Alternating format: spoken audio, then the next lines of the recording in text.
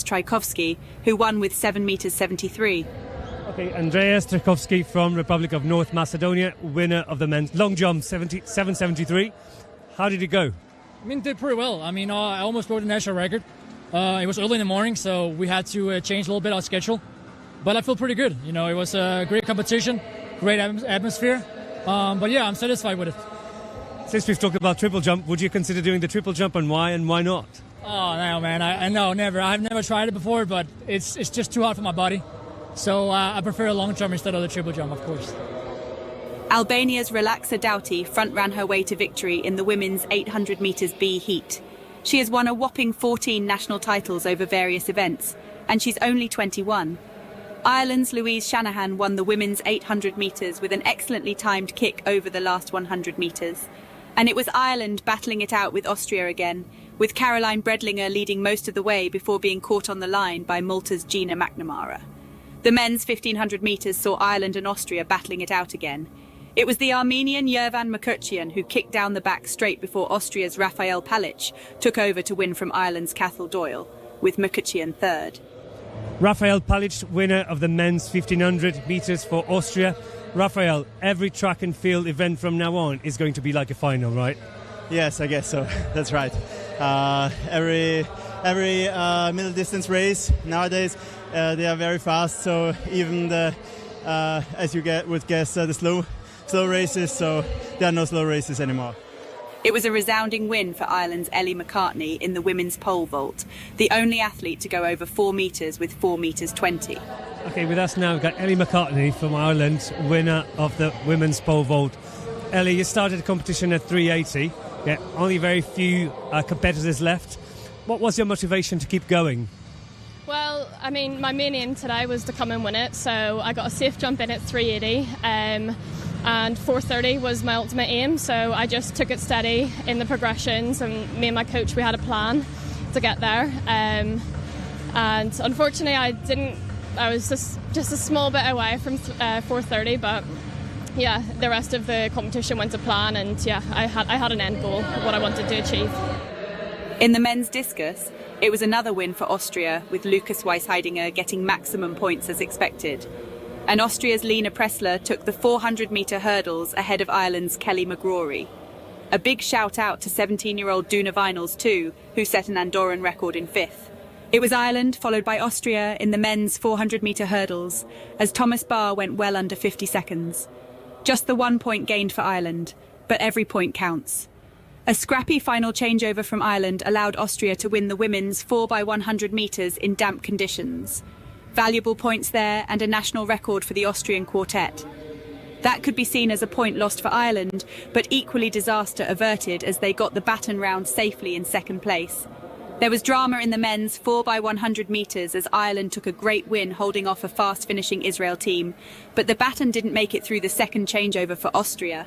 That's a huge point swing and will give the Irish a massive boost at the end of this morning's session. Okay, so we're here now with Ireland's 4x100 relay team. Just won with 39.57.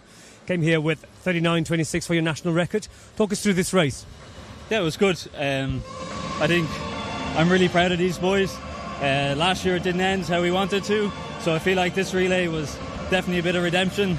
We're kind of in the shadow a bit, so hopefully this shows we do have potential. You know, it's a nice rainy day here. We can go faster, and hopefully in the future we will. Yeah. First of all, I'd like to say thank God that we're all here. Like, we're healthy. We finished the race. We didn't know what to expect, but we're hoping to run a faster time. And I think running this time and having that closest time to our national record means a lot to us. And I couldn't have done it with everybody here. Yeah, it was great to run with these guys. It was a pleasure. Just wanted to pick up as many points as we can, and to come up with first place here in the relay really means a lot to all of us, you know, for the whole overall team ranking. So hopefully we'll be cheering on the rest of our team, and hopefully we can pick up some more points today and tomorrow. Yeah, we're very grateful to God. It's a privilege to compete for Ireland. The standard just keeps increasing each year, and to get a chance to represent is a real honour. Just like Mark said, there's a little bit of redemption for how we finished last season. I feel like we're just going to keep improving. We could always do better. We can always do better. But considering everything, we did really well today. Azerbaijan's Yekaterina Sarayeva won the women's triple jump with her final round jump of 13 metres 38. Ireland also gained valuable points over Austria, with Sarah Buggy equalling her season's best. And it was another big win for Ireland thanks to Sean Mockler in the men's hammer. That rounded the day off very nicely indeed for the Irish team, who have leapfrogged Austria to the top of the Division 3 team standings with one session remaining.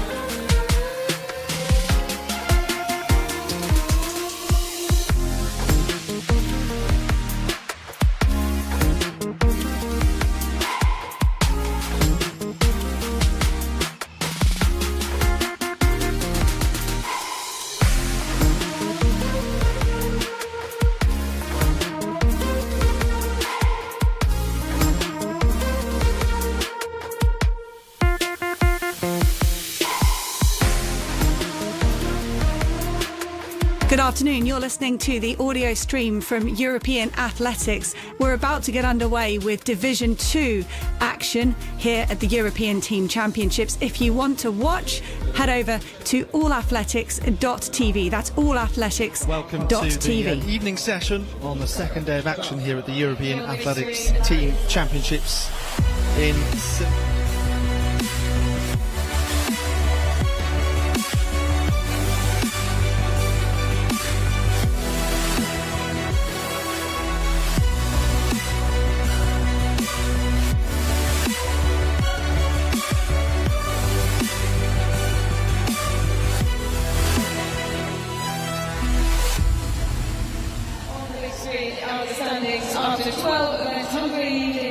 So this is the Slavski Stadium in Silesia, which is where all the action is going to be happening, and particularly over the next few hours here, it's the second division, and they got underway yesterday evening, in which it was a very hot session. It was still around 29 degrees right until the end of the evening here.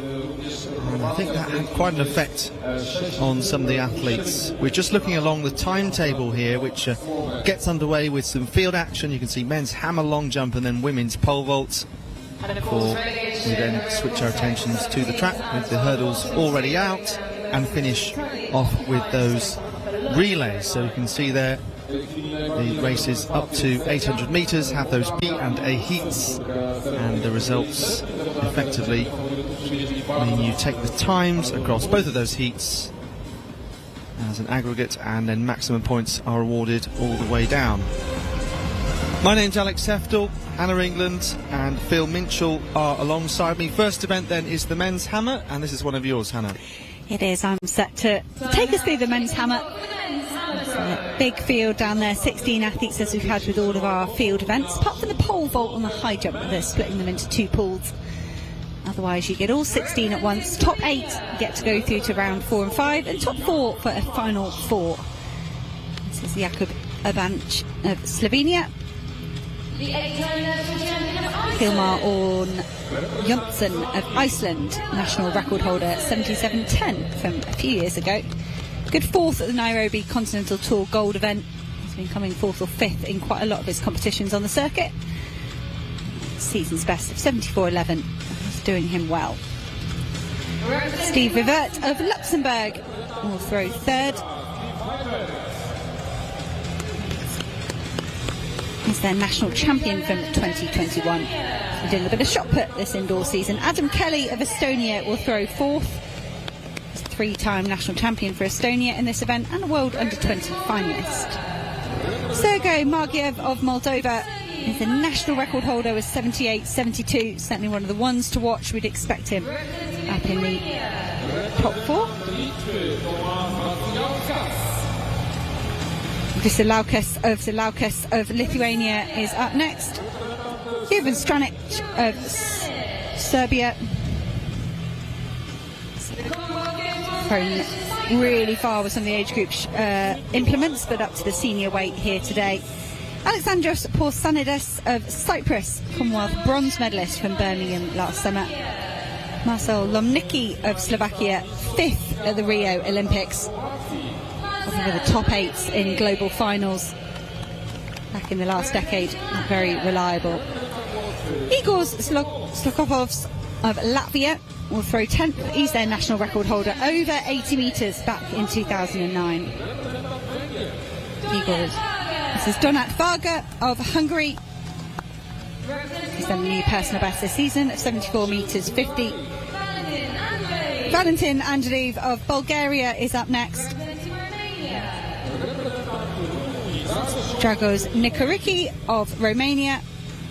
And one of the big hitters in this event here in Division 2 today, Mikhailo Kokhin of Ukraine. Ukraine sitting in second place in the moment, very much looking for high points from the likes of Mikhailo Kokhin and Marina Romanchuk today. This is Stefan Leinhardt of Denmark. And the 16th athlete is Matija Gregoric of Croatia. New lifetime best of 73.77. So Mikhailo Kokhin sets the standard really with his season's best of 76.87, but there's a few men with very good marks over 70 metres. There are the points as they stand at the moment. Hungary up top, 20 points ahead of Ukraine. And that's going to be a tight team battle as that develops.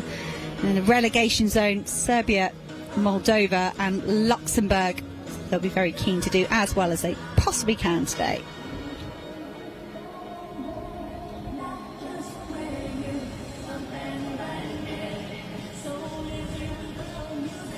Athletes staying cool in the shade. There are some umbrellas out. We needed them at the end of the morning session because there was a downpour, which was quite nice. Really lowered the temperature in the arena. It's probably nice to everybody apart from the male hammer throwers. Well, it was discus by the time it rained in Division 3. Those discus throwers struggling a bit with the slippery surface, so thankfully everything has dried out here in Silesia. It's back to being pretty humid and pretty warm. A bunch of Slovenia will throw further. He's just 19 years old. He's clattered the edge of the cage there. It's going to fall below 60 metres. He does allow it to be measured. I think he'll be hoping for a bit more. A 67.5 metre thrower. Extending that personal best out in Zagreb, Croatia in the middle of May.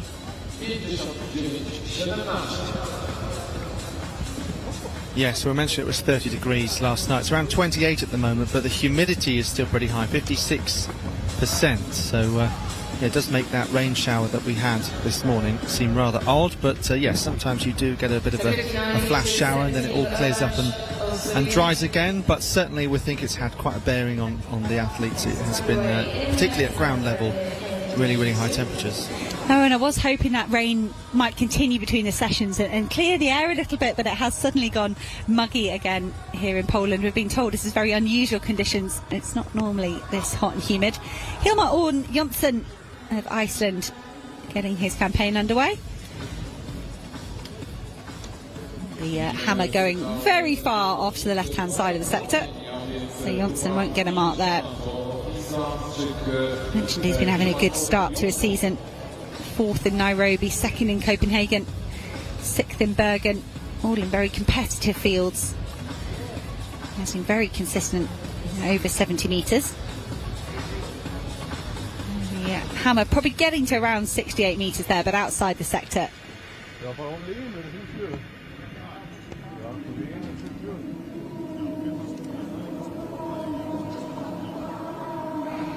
Steve Vivert up next for Luxembourg.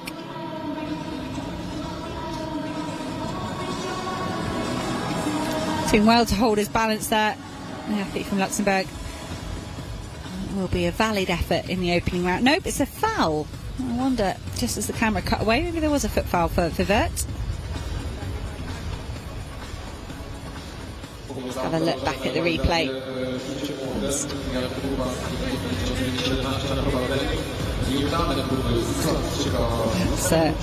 just touching the front of the circle there.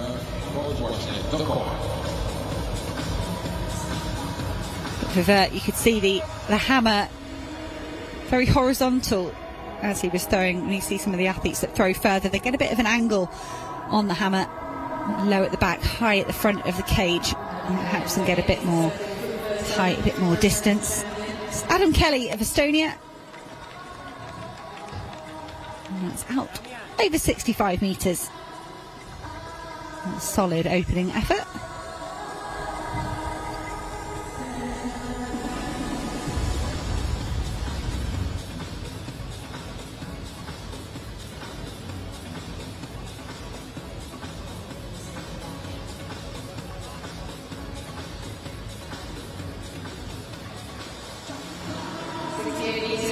So 68 metres, 2 centimetres for Adam Kelly.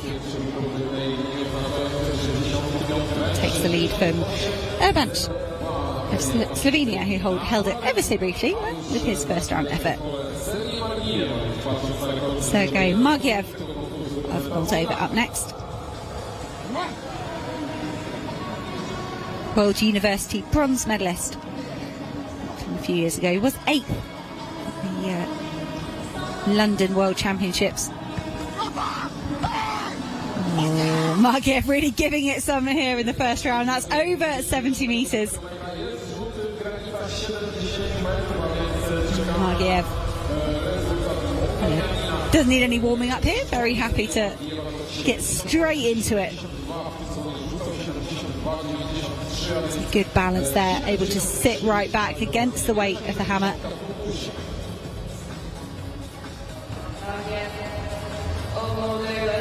Margiev, of course, coming from a very well-known family. His sister finished 4th yesterday in the women's hammer, and their coach, and I think you probably see her, he's coached by his mother as well.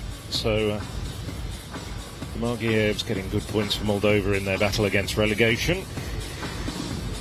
Wow. His sister came 4th. I'm sure he's hoping for more. That's the way of siblings, probably even more so if they're from a sporting family. Margiev goes into the lead 70-32 with his opening effort. Zalauskas of Lithuania up next. Just and he managed to keep his toes inside the line there.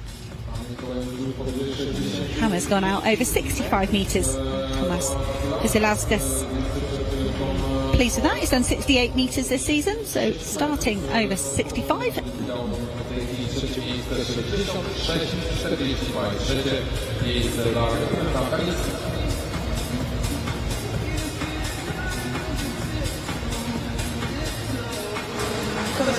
66-42 for Vasilauskas. Puts him in 3rd place.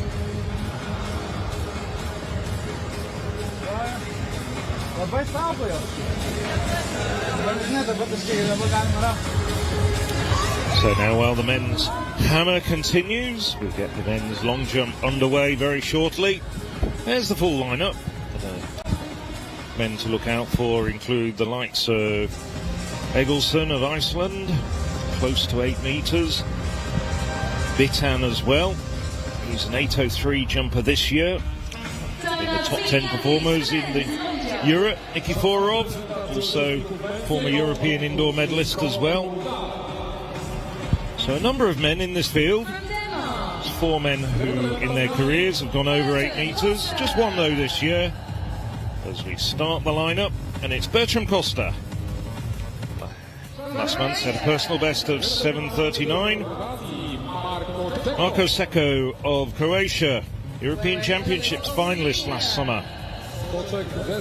Dino Subasic of Slovenia. Slovenia doing well at the moment, in a promotion position in 3rd place. Daniel Egilsson finished 2nd in the triple jump yesterday. He's a very good long jumper indeed, 7:92 best recently. Louis Miller, twice Luxembourg triple jump champion, also a long jumper. Henrik Kootberg, 7:72, turning the clock back, his personal best from a few years ago. Doskalov, 4 times national long jump champion, the Moldovan. Representing Serbia. Variakas, 6 times national long jump champion, the Lithuanian, with a best of 7:80, albeit 12 years ago. Now Strahina Jovanovic, Serbian, double check he's still there. We saw Michaelides of Cyprus and Basic of the Slovak Republic. Sandis Zenitis. Representing Hungary. Christian Pat. Christoph Papp. Jumping well. 785 in Budapest recently, has a personal best of 789. And the very good Bulgarian who took medals at the World Under-20 Championships in the high jump, but he's now focusing on the long jump, the Bulgarian. And the 2018 European bronze Balthasar Soroboyakov. Bitan, very consistent. Over 8 metres this year. And back in 2018, the last man, Sergei Nikiforov, took a bronze medal at the European Championships in Berlin that year. Hasn't been in quite the same sort of form, but has a personal best of 8:23, dating back to his halcyon year of 2018. Marcel Lomnicki in the men's hammer throw getting his competition underway. Slovakia, a fantastic 5th in the Rio Olympics, and that looks like it could be round about 72.5 metres. If that's correct, if that graphic is on there, this could be a new event lead for Lomnicki. Sergei Margiev holds the lead at the moment, 70 metres 32. Have it to be further down the field there, past the 70 metre mark.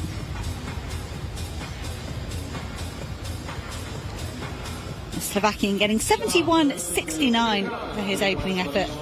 That is enough for the lead. A bit short of his season's best, but a few athletes here really starting their campaign off well.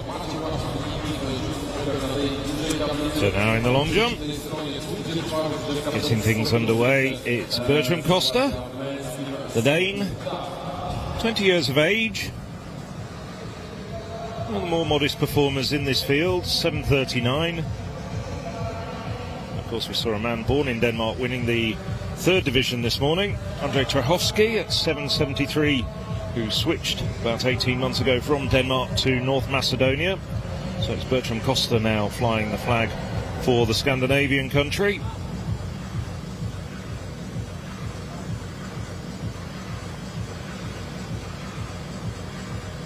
He's hoping to improve a little bit, Costa, and perhaps get the qualifiers for the European Under-23 Championship next month. Now, Marco Secco. Secco, personal best of 8:04. He's been close to that this year. He's been jumping in the high 7s. As the officials just sort out the sand after Costa's jump.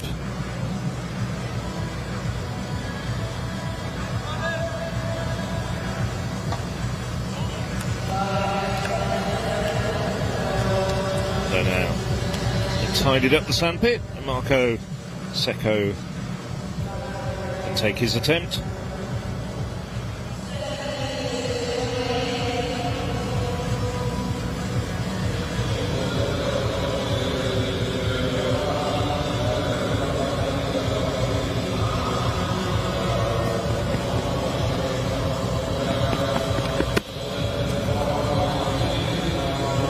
Good effort from Secco. Did he get the, looks like the red flag though. We're going to swap rapidly between the long jump and the hammer.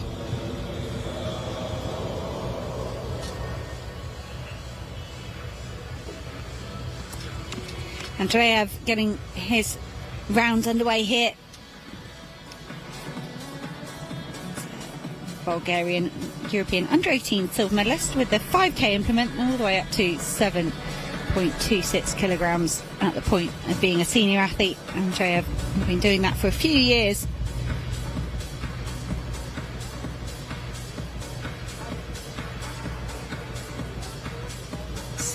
Just below the 60 metre mark.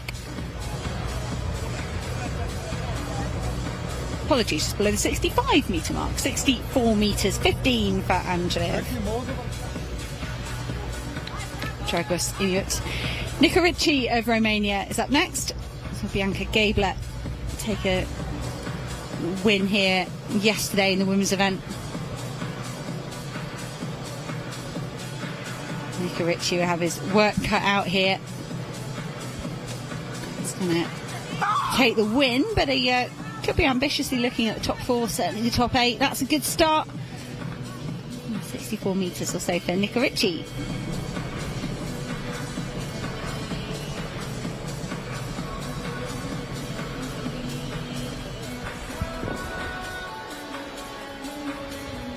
Mika Ritchie staring intently at that hammer, keeping his eye on it.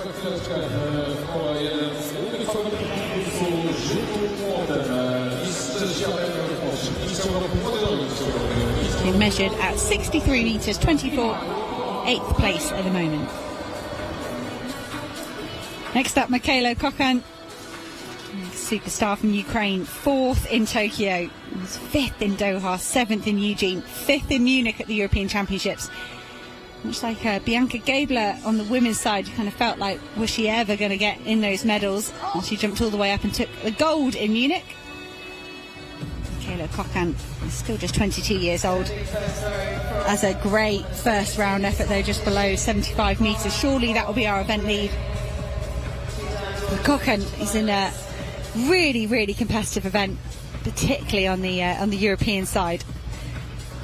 Wojciech Nowicki, he's the European lead at 81 metres 92. He'll be going in Division 1 with the Polish team. So Paweł Fajdek picking up his 5th World Championship title last year in Eugene. Kokhan wishes he was could compete in a different continental championships. It's very hard going here. But that's a brilliant first round effort from Mikhailo Kokhan. 74.59, that's going to take some beating here.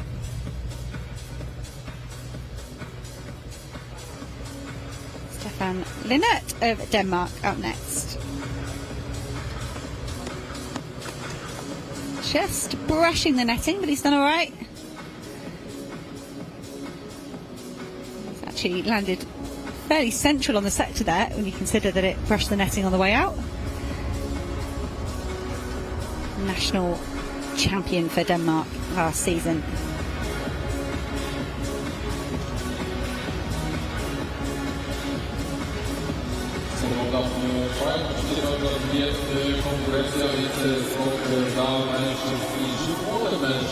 It's interesting you mentioned that mark of 74.59 by Kokhan will take some beating, but interestingly in second and third you've got Lomnitsky and Margiev, who were respective winners of their divisions 2 years ago. 76.18 for Lomnitsky and Margiev 74.49 to win the second and third swing competitions in 2021. Okay, alright, game on then. Of course, on that occasion Ukraine should have been competing in the first division. They couldn't attend due to COVID restrictions, so here they are in Division 2.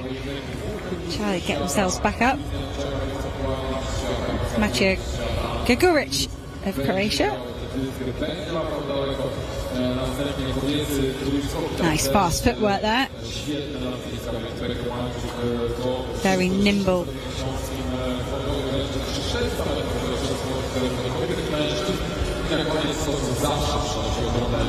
71.48. It's been some great first round efforts. Top 5 all over 70 metres at the end of round 1.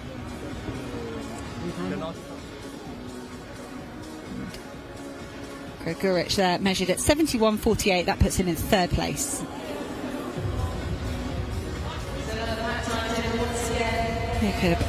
Jakub Banac of Slovenia up next.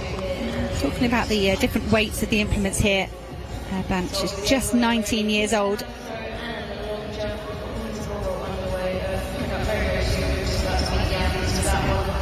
Managed 67.5 metres with this heaviest weight. 7 kilograms.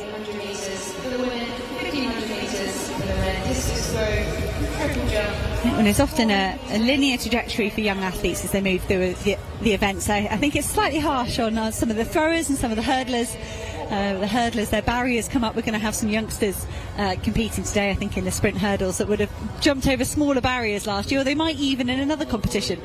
And it's the same with some of these athletes here. If they're still juniors, they go to a junior competition, they'll get to throw with a lighter implement, and it's complicated trying to switch between different equipment when you're a finely tuned athlete.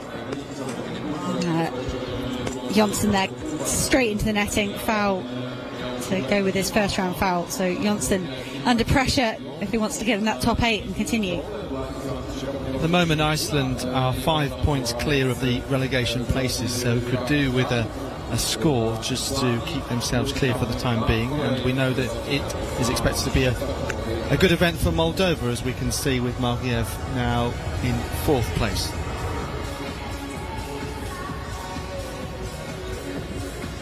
Steve Vivert of Luxembourg. Up next, he's another athlete sitting on a foul from the first round. We actually had 3 athletes that fouled. Johnson, Vivert and Poulsenedis. Vivert there, he's a bit wider with his stance than I think he was in his first effort.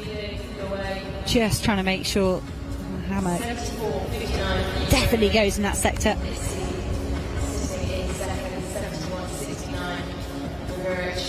Just creating a bit of a wider base there, keeping his feet apart. Balance, probably sacrifice some speed there. Gain some stability. And a valid effort here in the second round. 46.90, it's a new personal best. Well done to Vivert from Luxembourg.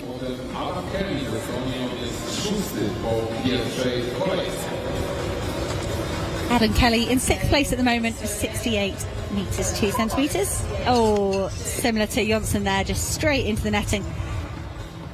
Of course, if you're not aware, the doors of the cage are very much positioned to protect spectators, any other participants on the track, any of the officials. They're designed to direct the hammer very much into the sector. Of course, they're always perfect. Sometimes a hammer might still go wayward a little bit, but these cages help the hammers and the discuses not go too much further than the sector.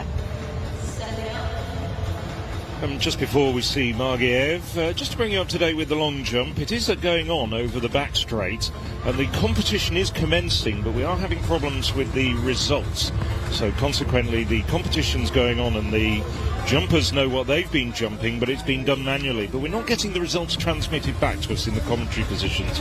But rest assured, we will update you just as soon as we can. Sergei Margiev of Moldova. Solid opening round is 70.32. If the graphics on the ground are right, that was looking more like 71 metres. Mark of Lemitsky. 70 metres 16, no improvement on his first round. 70.16. I'm getting carried away with the graphics down on the superimposed on the field. Margiev, good consistency there. Zilauskas of Lithuania up next.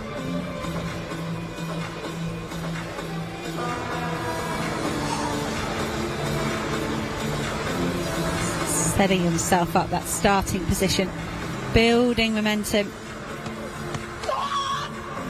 There's speed there from Zilauskas. He's rewarded with another throw over 65 metres.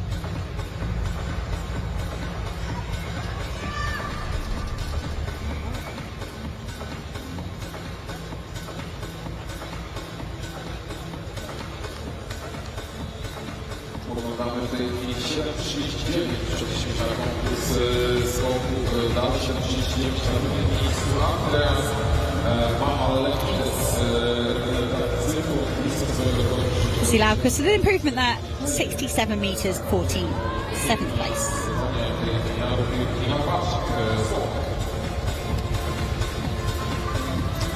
Jovan Stranic of Serbia next.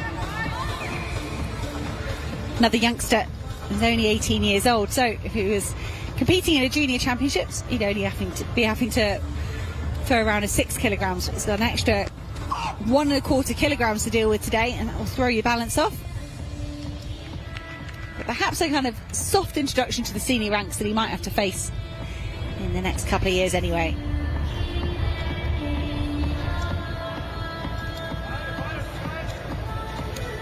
Just hold the national record for junior hammer throwing in Serbia at 67.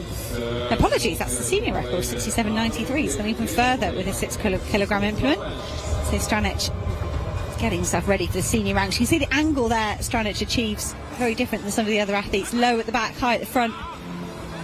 66.55. It is further, no improvement on place for Stranic. Chipping away. You can see another national record for the athlete, and he's already set that mark this season. Poulsenedis of Cyprus, a bronze medalist from Birmingham. He's gone over 70 metres this season.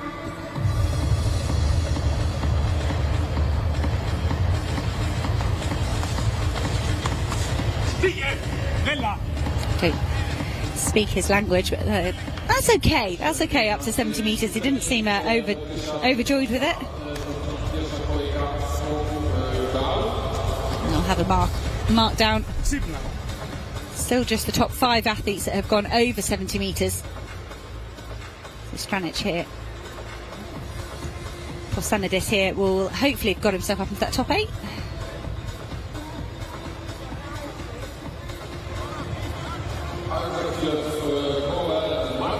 .68.92. That'll be very welcome after a foul in the first round.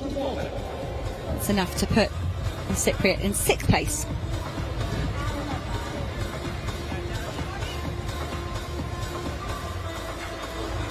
Niski up next.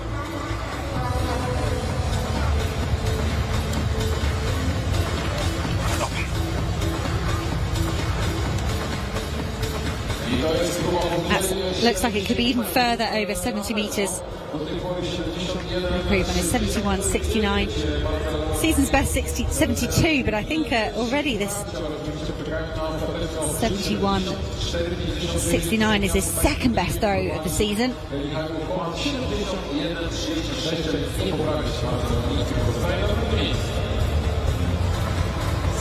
Nice to get a close-up shot of his footwork to appreciate the agility that's needed. There's a lot of movement from him in the circle. He's really almost dancing with the hammer. And when he zoomed out, you know, it just looks like some strong men hurling a ball around on the end of the string. And that I do love when you zoom in like that and you see the balance and the footwork. It wasn't actually an improvement in the end for Namiski. I need to start looking with my eyes instead of judging those graphics. Igor Sokolovs of Latvia does hold the national record at 80 metres, over 80 metres, but that was back in 2009. Brilliant to see Sokolovs still here competing at the age of 48. Could be our oldest. We had a couple of throwers in the 40s this morning in Division 3. Sokolovs bringing all his experience here, and unfortunately makes no improvement on his 51.94 from the first round. Just losing his balance a tiny bit at the end of the release there. Giving one of the stanchions a really hard battering with that hammer.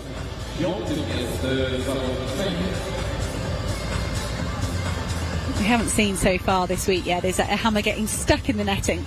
I think that's quite a delay. Someone goes up on a ladder. Yeah. Someone poised in the wings. The same guy that was doing the towels for the hammer at the end of Division 3. He's probably clutching his ladder up in the wings. And a big shout out to all the volunteers and officials, because without them, this European Athletics Team Championship certainly wouldn't go ahead. There's lots of experience. Oh, Varga likes this. He's already gone over 70 metres. That's right up there. The mark of Michaela Kochan. I mentioned the fantastic day that Hungary had yesterday. Top 3 in nearly every event. We're not expecting them to hold on to that 33-point lead they've got over Ukraine today. And Donat Varga going for it here. Now, it's got a lifetime. Again, I need to withhold judgment because the graphics are misleading me. 73.54 for Varga. That's a brilliant effort. Surely that's going to bump him up from 3rd. Yes, that puts him all the way up into 2nd place.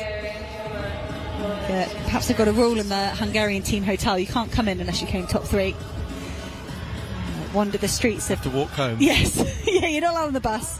Sit down in your lobby. Think about what you've done. We only accept top 3s. Maybe it's just like the Kenyans, the last man in the training run making the Ugali.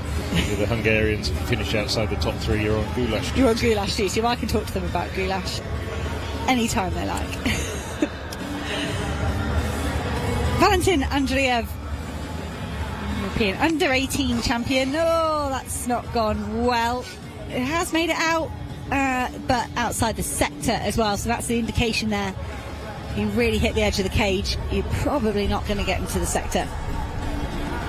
So a foul for Andreev in his second effort.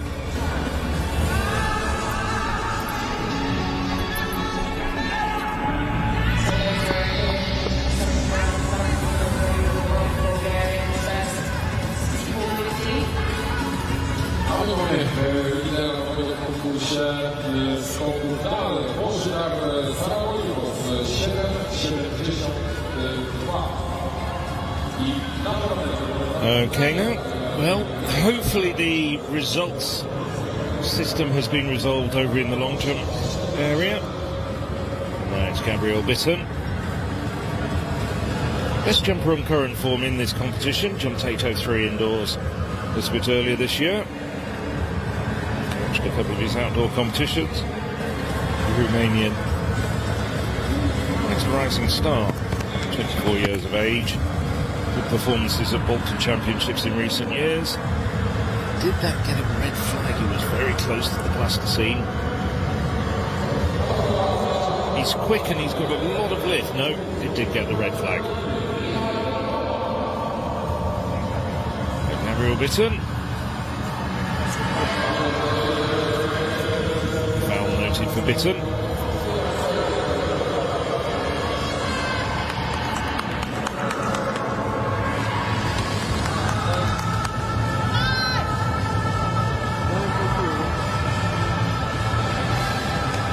Tell you, we're coming to the end of the first round now. This is Nikiforov.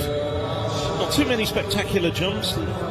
Leading the way, we didn't actually see it, Marko Seko, the Croatian, jumping 7:56. He leads the way at the moment. But there's plenty of men, including this man, who are capable of going much further. So the 2018 European Championships bronze medalist from Ukraine. And as we were talking about earlier, due to COVID travelling restrictions, Ukraine didn't compete in. Hitch kick takes him out to about 7.5 metres.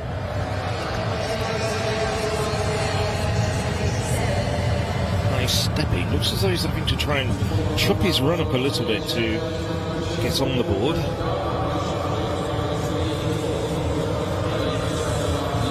Pensive look on the face of the Ukrainian.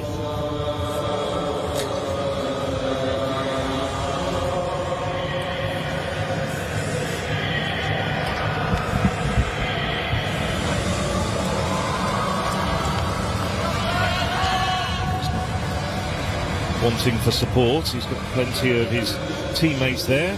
7:53. He slots into second place. Coming to the end of round two in the men's hammer, Michaela Cochran has the lead already, 74.59, and that's over 75 metres. That's going to improve his efforts.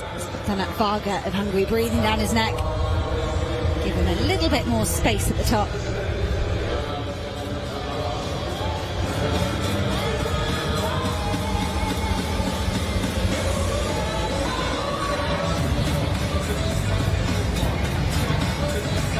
I feel like Michaela Cochran's got another gear here up his sleeve. Let's see if he relaxes. His performances are very good. 75.45.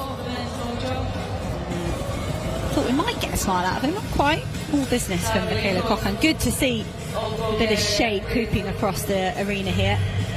Look at these male hammer throwers, because it's hot business down there. Starting round two with Jakub Abanch.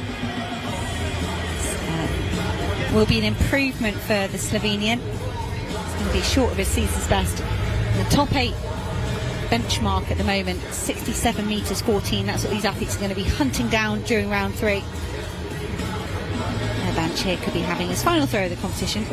He's just 19 years old. Plenty of experience gained. 64.27, an improvement for Abanch.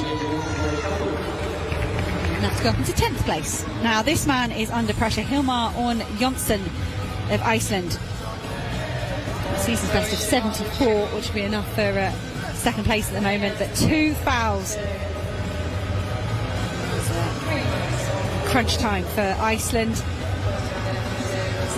Phil Mitchell pointed out, very, very close to the relegation battle here. Iceland, are going to be very keen for points. No, it's a third foul for Jonsson. Oh, it's a good throw as well. Look at the distance on that.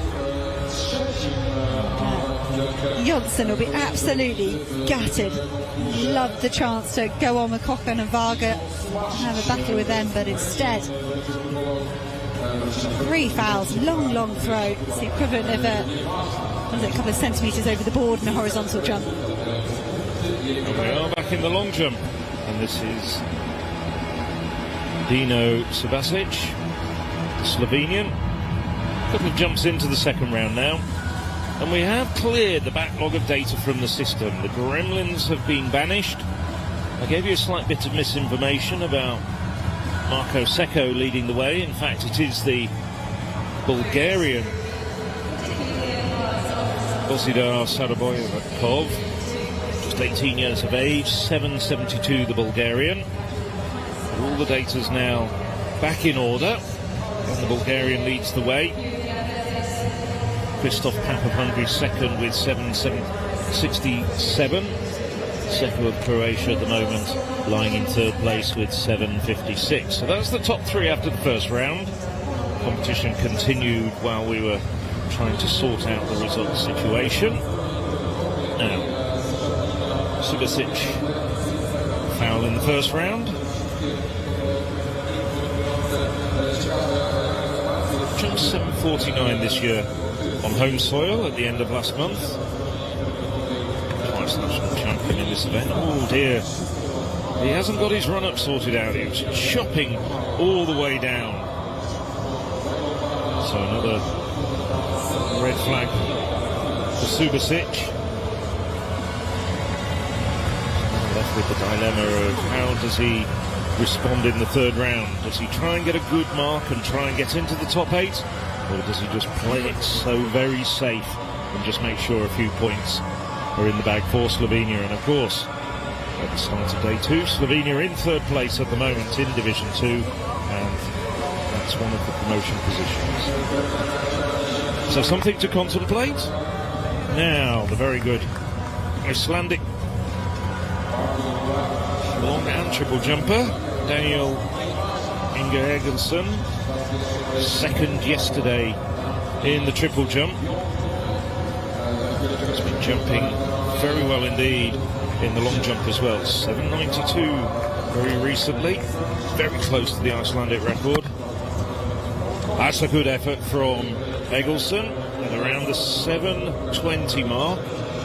So he had 7.19 in the first round.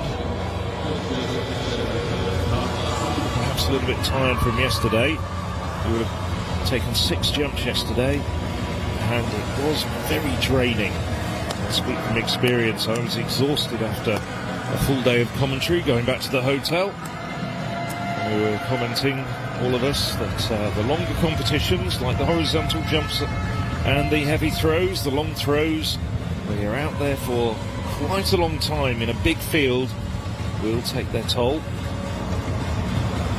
Egilsson improves to 7.27. Now it's the turn of Louis Muller. Hasn't gone over 7 metres in his career yet. 6.85, a personal best in Germany last month.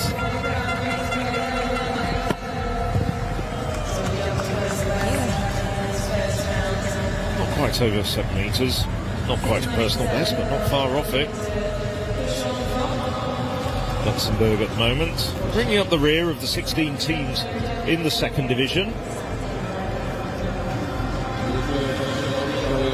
Well, 6.97 in the first round. It's all been a personal best, as you can see.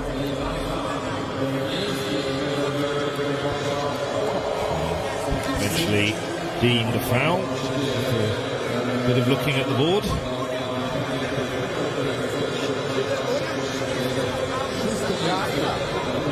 Now the Estonian, Kutzberg.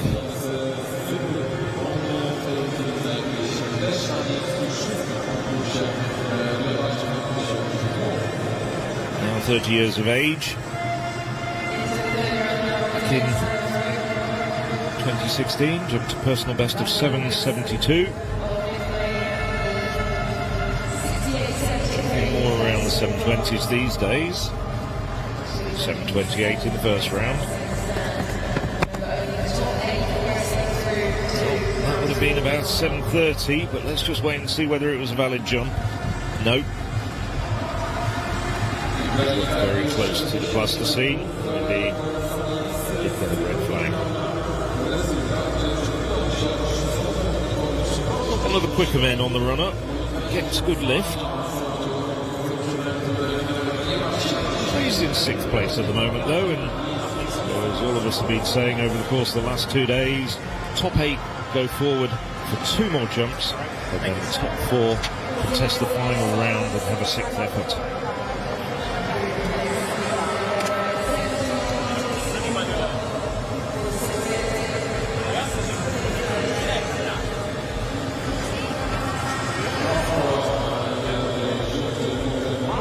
So Moldova's Vadim Doskolov. Doskolov hasn't been over 7 metres this year. Moldova need the points. They're doing well in the hammer. Could do with a few points in the long jump as well.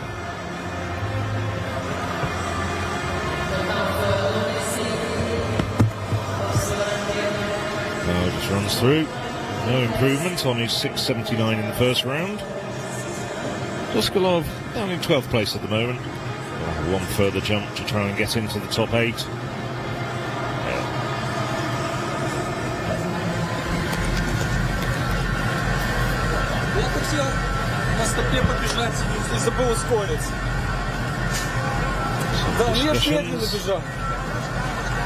With his coach over on the far side of this Silesian Stadium.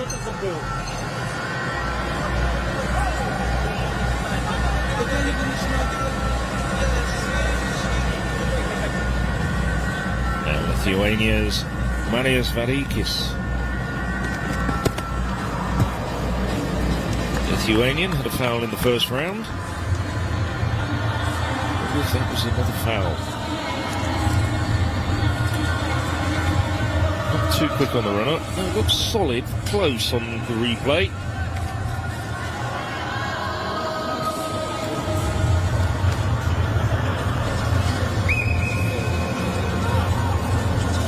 .734. Vareikis.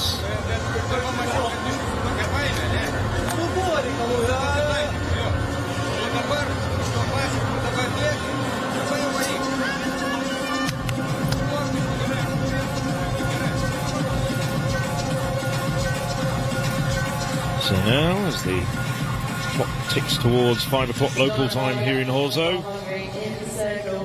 starting to get ready for the women's pole vault. 73.54, his best in competition so far. Field events going on simultaneously in the centre of the stadium. Just to mark your card, if you're wondering where are the track events, well, the first one will be coming up very shortly at 5:05 Central European Summertime, and that will be the men's 110 metres hurdles. 2 heats, A and B. B race goes first with the, let's just say, the lesser proficient athletes, although in the second division everyone is certainly in contention for points. I like the word used before, the more modest performers. I thought that was perfectly put, diplomatic. So, 2 pools of athletes in the women's pole vault. We just saw Group B, and this is Group A. Includes Tina Shutai, European indoor silver medalist. More of her in a moment. It's Habirova of Slovakia. Serbian Kanazir. From Luxembourg. Reprezentantka Luksemburga. Zavaku of Luxembourg. So these athletes all in Group B. From Bulgaria. Tyczkarka z Bulgaria. Bułgarii, Maria Kapuseva. Representing Iceland. Reprezentantka Islandii Karen Sif Arselsdottir. From This is Cyprus. Andrea Vasu of Cyprus. Tyczkarka z Cypru. Andrea Vasu. From Romania. I na koniec grupy B Big range in reprezentantka terms of Rumunii. lifetime best, all the way up from Drago. 2 metres 90 to closer to 5 metres in Group From A. Hungary. Dragan of Romania was there, and then Hanga Klekner of Hungary. From Tyczkarka z Danii. Karolina von der Horn of Denmark. 4th at the European Championships in Munich last year. Reprezentantka Estonii. Marlene Müller of Estonia, 21-year-old. The European bronze 4:55 outright lifetime best this year. Brązowa medalistka Mistrzostw Europy. There is Tuna Schutais, the runner-up at the last 2 European indoors behind Angelika Moser and Vilma Murto. The 4-time national champion of Lithuania. Reprezentantka Gila jest Mikličiūtė, Lithuanian, so another going in the better of the two groups. In the colours of 4:10 Ukraine. at best. Reprezentantka Showing off the Ukraine flag is Jana Hladičuk. And representing Croatia. Lara Reprezentantka Jurica Chorwacji Lara of Croatia, also 4:10 at Lineup best. for the women's pole vault. Skok o tyczce kobiet. Back with Michaela Kochen in round 3. Men's hammer. They're going to reshuffle them very soon. Michaela Kochen firmly in the top 8. No problem for the Ukrainian.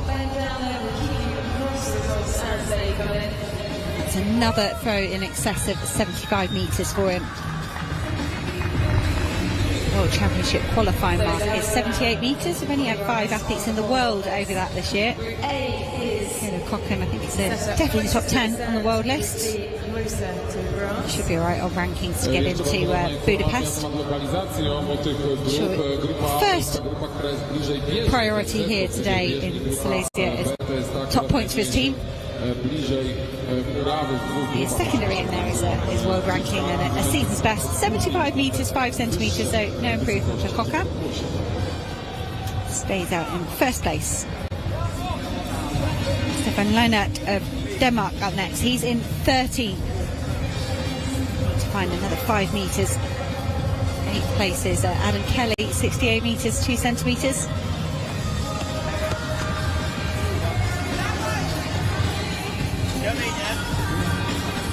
Leinert there, it's around about the same, 62, 63 metres or so. 50 centimetres, we're getting 1 more point. Nika Ritchie of Romania is just ahead of him, but not sure he'll manage it with that throw there. The Danish athlete might just be to settle for 13th place here.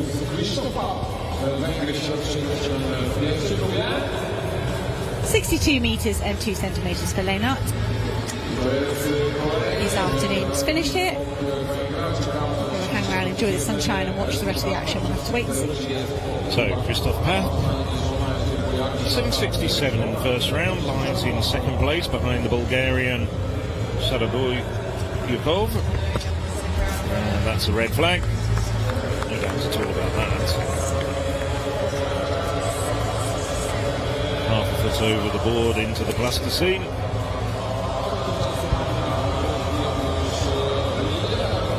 Nevertheless, Pat doing well at the moment with that first round effort. Set a personal best at the end of last month of 7.85. Twice national indoor champion, hasn't won an outdoor title.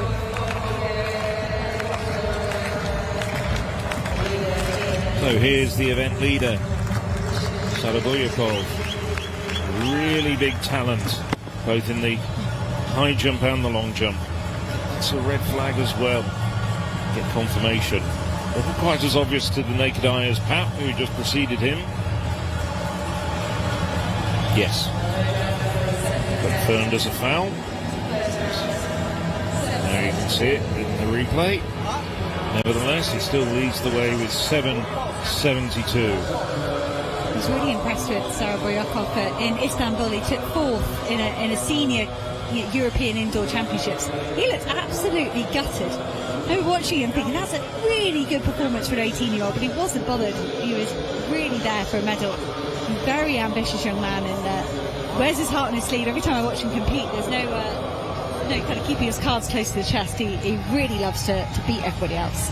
Right, so the one man over 8 metres this year in this field, Gabriel Bitan, had a foul in the first round, the Romanian. He's a consistent jumper.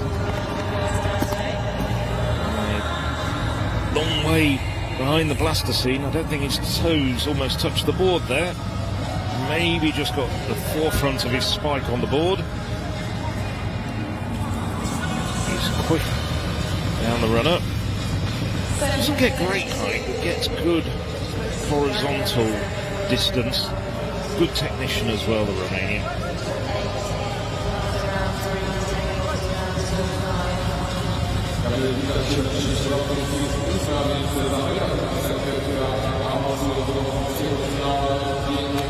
.732. Foul in that first round. Bitten, improvement. Moves up to 8th place, so that's the benchmark, which a lot of jumpers will be looking at in the final round. Sergei Nikiforov, 754. He's a few places in advance. That's a red flag as well. Yeah.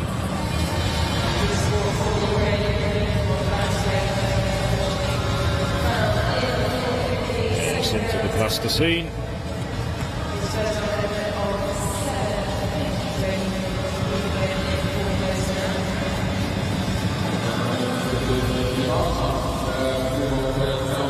Coaching staff. Confirmed it was a foul. Nikiforov, though, in 4th place at the moment. So banking good points for Ukraine. Can go further, though. At his best. Going back to 2018, well over 8 metres. So we conclude 2 rounds, still leading the way. Boyakov of Bulgaria was 7.72, Christoph Paf 7.67, and Marko Seko 7.56. All 3 of those jumps, the 1, 2, 3 for Bulgaria, Hungary and Croatia, coming in the first round. Costa, well, 7.04 for Costa in the first round. In the second round, needs 7.32 to progress in this competition.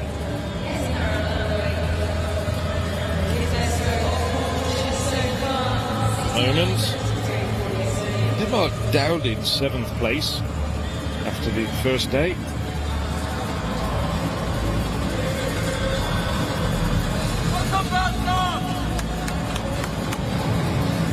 Taking his time, just getting himself ready. Has a personal best of 7.39, so could get himself into the top 8 if he can jump the distance that he did in Copenhagen at the end of last month.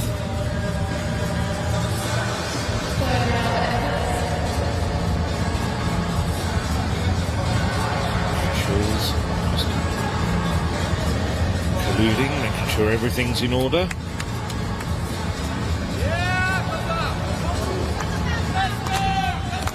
And now Bertrand Kostin, 20-year-old, exhorting his teammates to give him a helping hand. I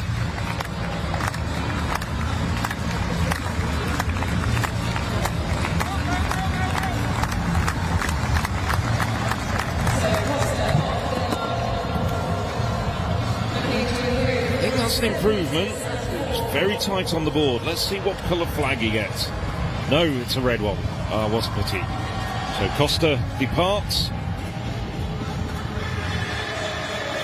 This would have been a good occasion to perhaps get into the 7.30s, but it wasn't to be. Good experience though for Bertrand Costa, 7.04 for the Dane. It's about time to turn our attention to the track for the first time this afternoon. Heat B of the men's 110 hurdles is up first. 6 athletes down there.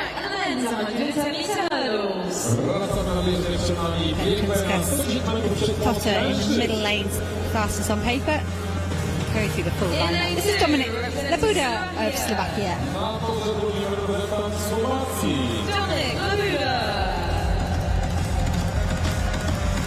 In lane 3 from Bulgaria. Stanislav Stankov of Bulgaria goes in lane 3. He's actually undefeated in this outdoor 2023 season. It's work cut out here. Edgaras Benkunkas of Lithuania goes in lane 4. He's actually a decathlete. Recently won their national decathlon championships. Kenro Kota of Estonia will go in lane 5. 14.23 lifetime best. Ralph Zasakis of Latvia goes in 6th. He's got a good personal best this season over the lower hurdles. Kurskis is only 19 years old, competes as a junior. Andreas Kristoffersen of Denmark goes in lane 7. And the final athlete in the field, Isaac Trostasten, goes in lane 8.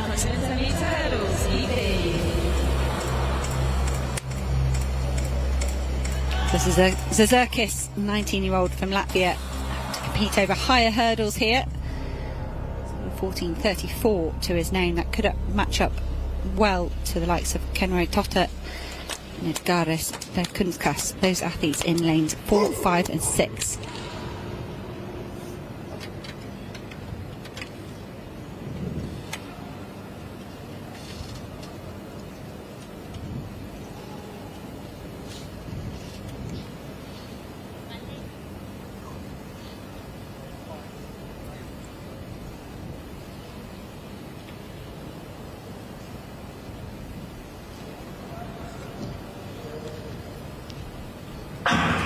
No way, no problems. Good start from Ben Kunskas in Lithuania, but he's struggling here. Stankov of Bulgaria coming through very well, as is the Estonian athlete. What about the young Latvian? Estonia versus Bulgaria at the moment. Stankov of Bulgaria drives across the line. That is his first sub-14 second clocking of the season. Continues his unbeaten streak. Good to have a look back at this. Kunskas of Lithuania seems to get an all-right start, and I don't know what went wrong. Totta coming through with a personal best for second. Was it the young Latvian Zerkis? No, it was Kristoffersen who came through for third place. He was having a good run as well. Looking at the replay, as you say, the Lithuanian was quickly out of his blocks. But then Stankov, the Bulgarian, really starts to motor cleanly over the hurdles. Good technique from the Bulgarian Stankov, and that really does bring him through to the victory in this B race. Very tight on the line there between Denmark, Latvia and Lithuania. Points really do come down to hundredths. Saying that yesterday with Hungary, some very close finishes for them. Could be crucial when we crunch all those points together. A strong win for Bulgaria here. Stanislav Stankov coming back towards his personal best of 13.56. That was set back in 2021. Does look happy with the performance here. It's a plus 0.1 wind reading in the stadium, and that shows you how close it is here. We haven't got much of a breeze, but generates some wonderful times. Stanislav Stankov confirmed as the winner with the season's best 13.94. Kenro Totta personal best 14.08. Good third place for Andreas Kristoffersen. We'll have final A of that men's 110 hurdles coming up very shortly. Just check back in with the men's hammer throw. They're into round 4, so just the top 8 competing now. Andreas Porsanides is in 5th place at the moment. Well, that's not going to do his chances any harm at all. 71.71, a great throw from Porsanides. Still getting stern instructions from his coach. Oh no, there's more in the tank. But there we go, leapfrogged up into 3rd place. So Donat Varga is in 2nd place at the moment, 73.56. A couple of metres behind Michaela Kokan. For some divine inspiration, all stretching his back, either of which might help him here in his 4th round attempt.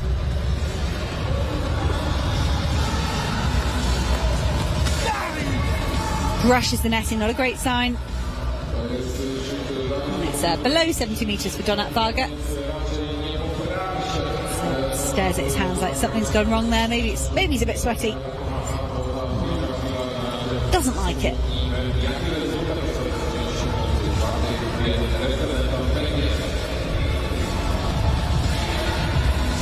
I think you're right, it did seem to slip out of his hand a little bit. Nevertheless, Varga still very competitive here. Hungary doing very well at the top at the moment of the Division 2 standings.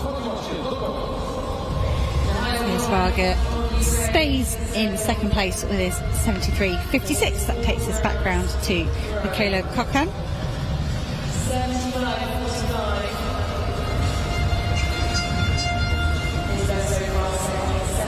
They're taping there for Cocan. His left hand there, maybe that's to get a bit more grip. You see the athletes using chalk, using tack. Taping might work as well. Cocan, see that there, it's very close to the edge of the sector. It's actually been indicated by the official there that it has landed outside. Sent the little remote control car on an extra special journey. We're over to the side of the track to get that. Michaela Cocan, I was going to say he looked a bit tense there. He didn't look as fluent and as nippy across the circle as you might expect a man of his accomplishments to be like. He's maybe a bit more of a strength thrower. Just a tiny bit of over-rotation there made the difference. Back very shortly with the men's hammer and the men's long jump, and as well the women's pole vault is also going on. But the next track action is the Heat A of the men's 110 metres hurdles. In lane 2, the Luxembourg record holder Francois Goele. Luxembourg record of 13.88 coming 2 years ago. Alongside him, Serbia's Bogdan Vidošković. 3 times national indoor champion, just 20 years of age and a finalist of the World Under-20s last year. Former European indoor champion Milan Trashkovic, Cypriot record holder at 13.25, and the favourite here, Valent Szeles, reigning Hungarian champion in this event. Filip Demsar, Slovenian. Demsar, student at University of South Carolina. Alin Anton, 23 years of age. Personal best just 2 weeks ago of 13.71 for the Romanian. Lucas Chik has also improved this season. Once again, just 1 week ago, 14.07, and in lane 9, Ukraine's Oleg Kokota. Well, the man in form at the moment is Trashkovic, the Cypriot, 13.44 this year already.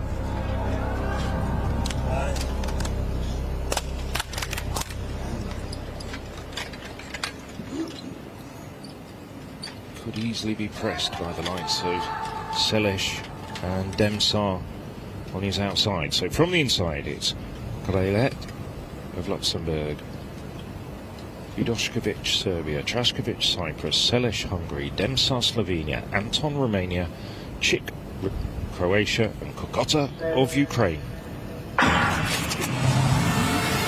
And Trashkovic out very well. Also out on the far side, Anton. But now Trashkovic starting to pull away from his rivals. Szeles coming through for a clear second place at the moment, but there's no doubt at all about the winner. Milan Trashkovic, season's best of 13.39 for the Cypriot. Warming up well for events later on this season, including the World Championships in Budapest in August. And the winning time officially revised to 13.38. Valent Szeles, 3/10 in arrears, still banking good points for the Hungarians in this team contest.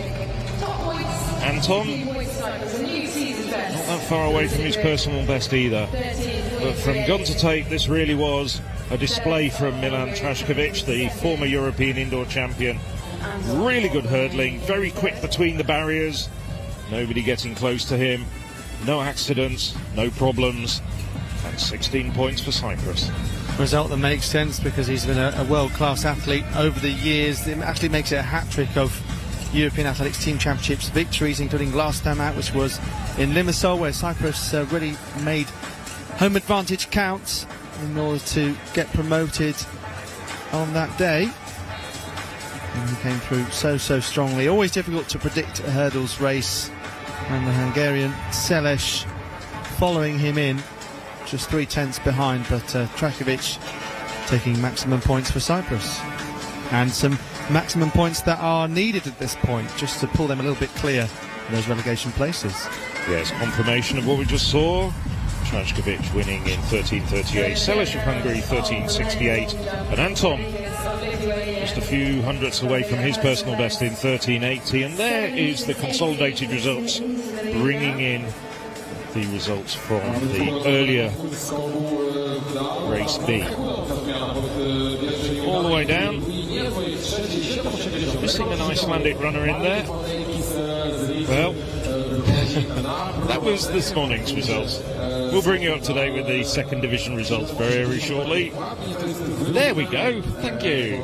Hungary still leading with 174 points. Ukraine a little way further back, and Slovenia in the promotion positions as well. Iceland, Luxembourg and Moldova, they are the bottom three at the moment and looking to try and avoid relegation. So this is Lithuania's Radaikis. Oh, that is a superb jump from the Lithuanian. That's got to challenge for the lead. 7.72 at the moment. By Bulgaria's Sarah Boyarkov. I think that's even a little bit further. Well, he's got a personal best of 7.80. That came back in 2011. So 12 years ago. Just waiting, but that was a superb jump from Marius Variakis. 7.80. He equals the personal best that came 12 years ago. Oh, what a time to do it. I have a feeling now, with these conditions, we're going to start seeing some very good long jumping indeed.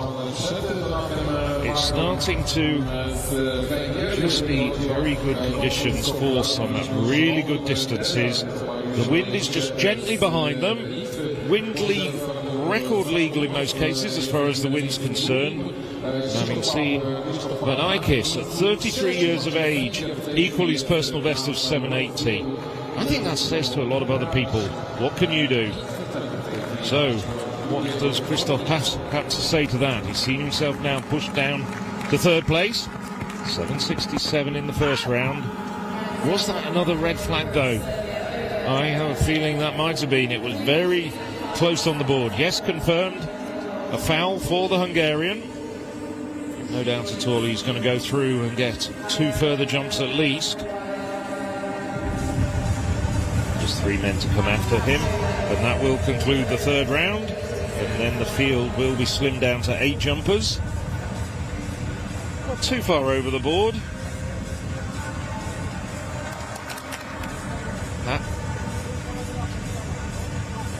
24 years of age. As I mentioned when the athletes were presented, has a best of 7.85, which came just about 3 weeks ago at the end of last month. Now, man who's just seen himself nudged out of the lead, Sarabayakov of Bulgaria, the tall, rangy athlete. Red flag. Doesn't have much sophistication in his jumping, but he has great speed on the run-up and very long levers and projects himself well into the sand. Thank you. If you're watching closely, you could see that was a red flag by some considerable margin. So he'll probably just pull his run-up back, let's just say 15 centimetres. He was trying to reach for the board and then perhaps just overreached. A little bit of frustration on the face of his coach. Didn't need to be an expert in body language to work out the emotions going through Sarabayakov's coach's mind. So now Gabriel Bitten, the Romanian, is in a bit of trouble. He's seen himself relegated out of the top 8 positions, currently 9th with 7.32. Needs to jump 7.39 or better, and that's done it. That's got himself into the top 8. Clutch jump. Yes, white flag. Might well have even got him into the top 3. I was just keeping an eye on whether he'd made it into the top 8, because he's the only man over 8 metres this year in this competition. 4 other 8-metre plus jumpers in the field. Nervous moments for the Romanian, but 7.68 moves up into 3rd place. Just wondering whether he's hobbling a bit though. Michailo Cocan, final throw, round 5. He's definitely in the top 4 to get himself another round, and we've had all the marks of everyone else as well. Guric of Croatia pushing himself up in this round, 72 metres. Adam Kelly of Estonia as well, throwing well far into the competition here, 72.51. And Donat Varga is in 2nd place with 73.75, but they're all chasing this man from Ukraine, and that was a brilliant 5th round effort. Foul last time we saw him in round 4. Getting closer to cracking a smile. Maybe he will if he actually does win this. But another throw up over 75 metres, 77 metres and 3 centimetres, a season's best for Michailo Cocan. Finally, so nearly a smile, a thumbs up and a flex. Yeah, but even if he does look serious, he's still a joy to watch, making it look so easy as he builds that rotational acceleration. Great speed, it looks effortless when he releases that hammer. There's another change in that final round. Sanidis and Lomniski were in the top 4 for a long time, pushed out during round 5. Gregoric of Croatia extended his 71.5 throws to 72 metres in the 5th round. This is now the final 4 in the men's hammer here in Division 2. Gregoric gives it a yell. That's way over 70 metres. That could be further than his 72. He's always nervous waiting for the mark.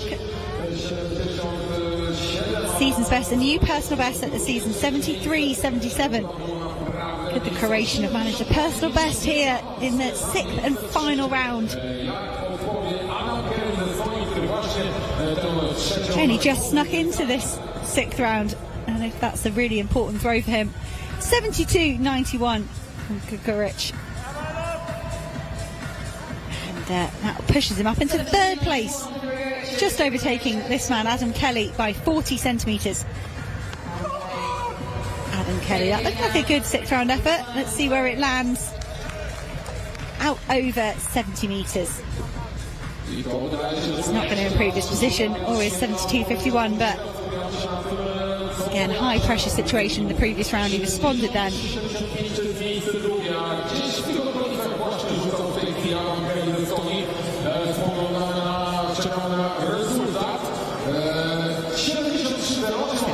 Third place for Estonia.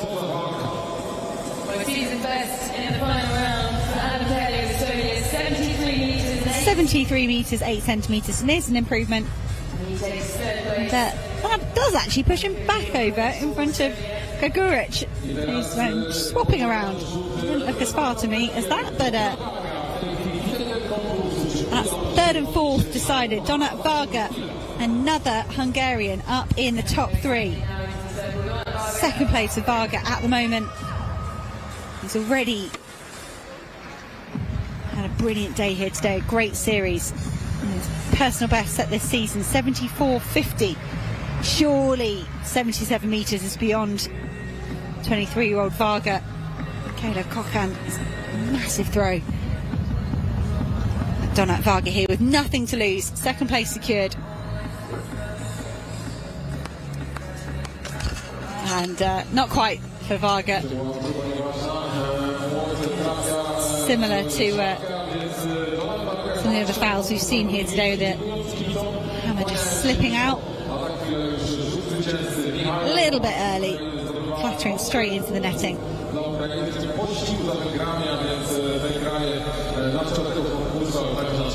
So best mark of 73.75 for Donat Varga.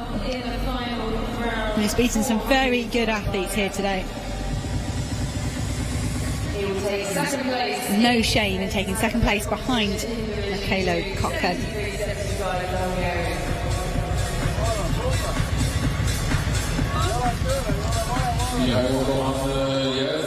Already thrown a season's best, Cochran of Ukraine.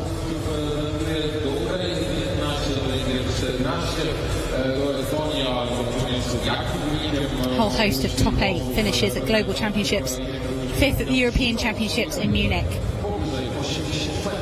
Mikhailo Cochran has continued to develop as an athlete despite what's been going on in Ukraine. I'm sure there's been many a training disruption for him. Clips the netting again. And another very consistent effort from Mikhailo Cochran.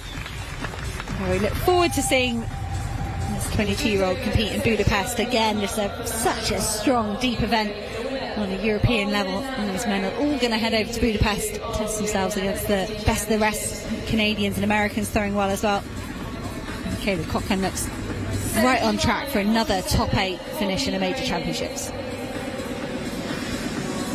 75-47 in the final round, and that concludes the men's hammer throw. He takes the win at the men's hammer throw.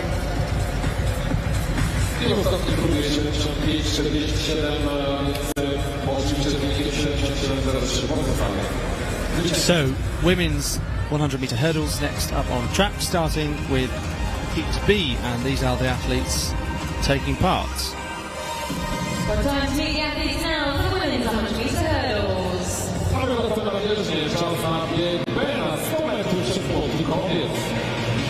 So looking to put a time down for those in Heat A to follow, as we introduce from the inside here in lane 2 with Kristjansdottir of Iceland.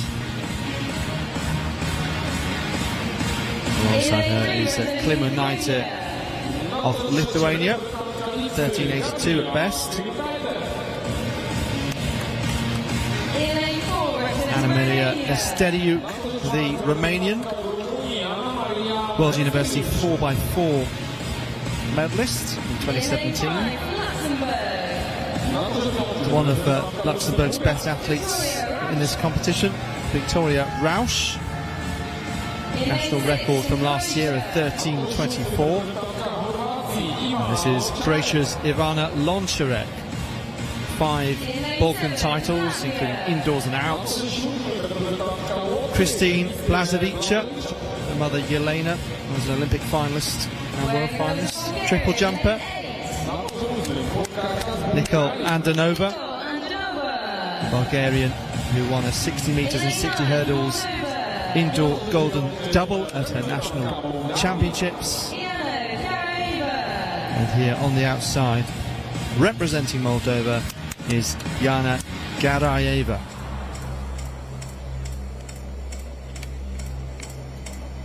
So I say looking to put a time down. The athletes all in Heat A have gone sub 13 seconds, and none of these have done that. Perhaps this evening is the perfect opportunity. On your mark. So a reminder just of the overall team standings, with Iceland, Luxembourg and Moldova all in this race in the bottom 3 at the moment. Iceland slipping in the last few moments. Luxembourg in turn climbing off the bottom. So Kristjansdottir, Klimonaitis, Nestediuk, Rausch, Lončarek, Blazevica, Andanova and Garayeva.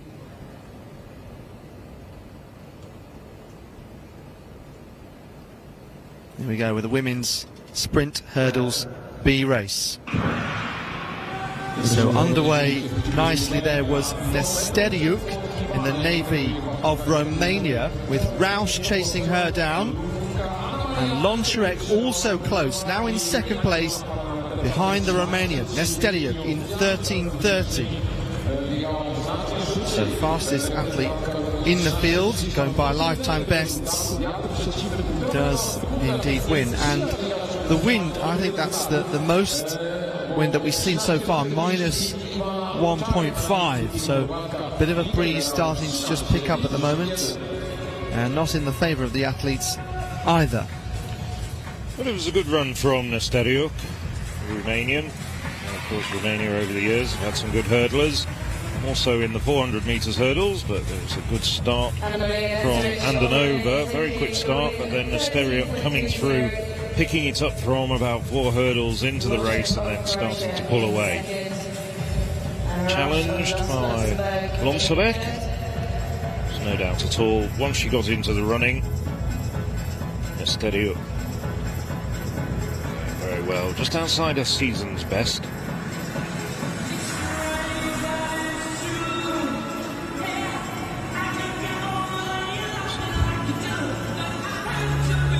Nesteriuk tidy over the barriers. I do like these slow motion replay. You can tell the difference between Nesteriuk and some of the women behind her in terms of their technique. Although we've got plenty of faster women coming up, that was a nice little masterclass in hurdling. It has to be the quickest between the barriers, but she's certainly very effective in going over. Confirmed. We don't really need the photo finish, but it is confirmed as Nesteriuk with Romania winning in 13:30. Yeah, that confirms that result in full. The likes of Luka Kotsak of Hungary to come in the A race. The European silver medalist in Munich last year. Of course, behind Pia Svierchowska, who'll be one of the home favourites when we come to the first division. So there is the bottom half of the table after 14 events. The man who's just been pushed down into second place. 4th round effort from Saraboyakov of Bulgaria. Very talented teenager. No, just pulls out. So 3rd consecutive foul after his 7.72 in the first round.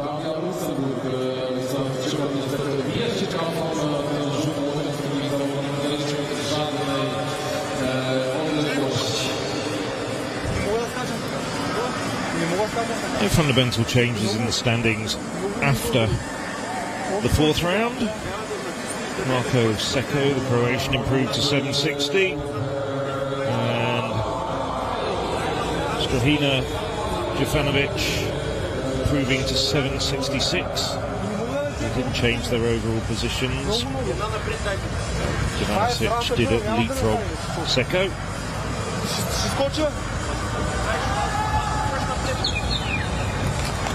It was measured somewhat ingloriously at 3.57. So now the event leader with that very impressive and a real outlier, it has to be said, equaling his personal best from 12 years ago, 7.80 from Marius Vareikis. Now that's another good jump as well. That might be marked as a red flag, but it was certainly long. Smiles on the contingent of the Lithuanians over there by the long jump on the far side of the Slasky Stadium, the Silesian Stadium. Just waiting for confirmation. No, bang on. Might not be quite as far, but it's certainly a good jump. Wasn't much to spare between his toe and the plasticine.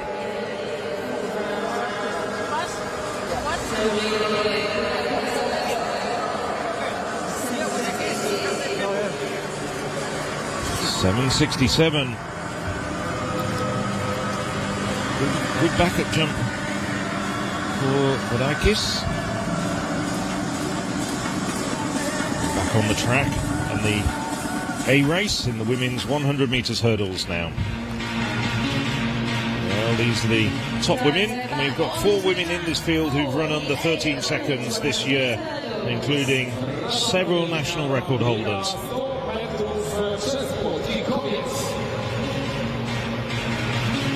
Starting in lane 2 with 2-time national champion of Serbia.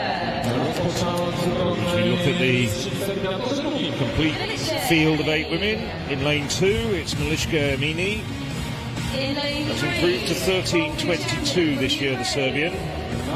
The very experienced Hanna Plotitsina, Ukrainian, hasn't broken 13 seconds this year, but it's gone close.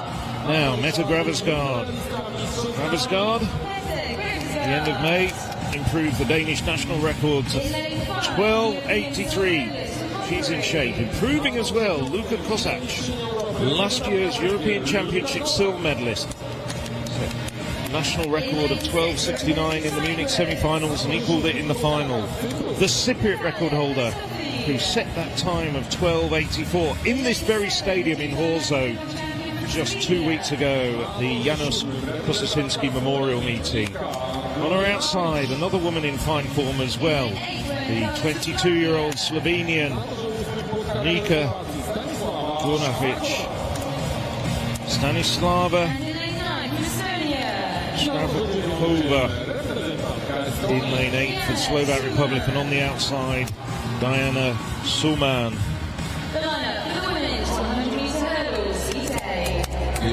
This could be a very competitive race between the women in lanes 4, 5 and 6. Gravesgaard, Kozak and Christofi, all of which are starting to run into form. So as they settle down, it's Emini, Serbia, Plotetsina, Ukraine, Gravesgaard, Denmark, Kozak, Hungary, Christofi, Cyprus, Glonadic of Slovenia, Slovakova, Slovak Republic, and Suman on the outside in Estonia. And it's the Slovenian who's away now, but Kozak starting to come through.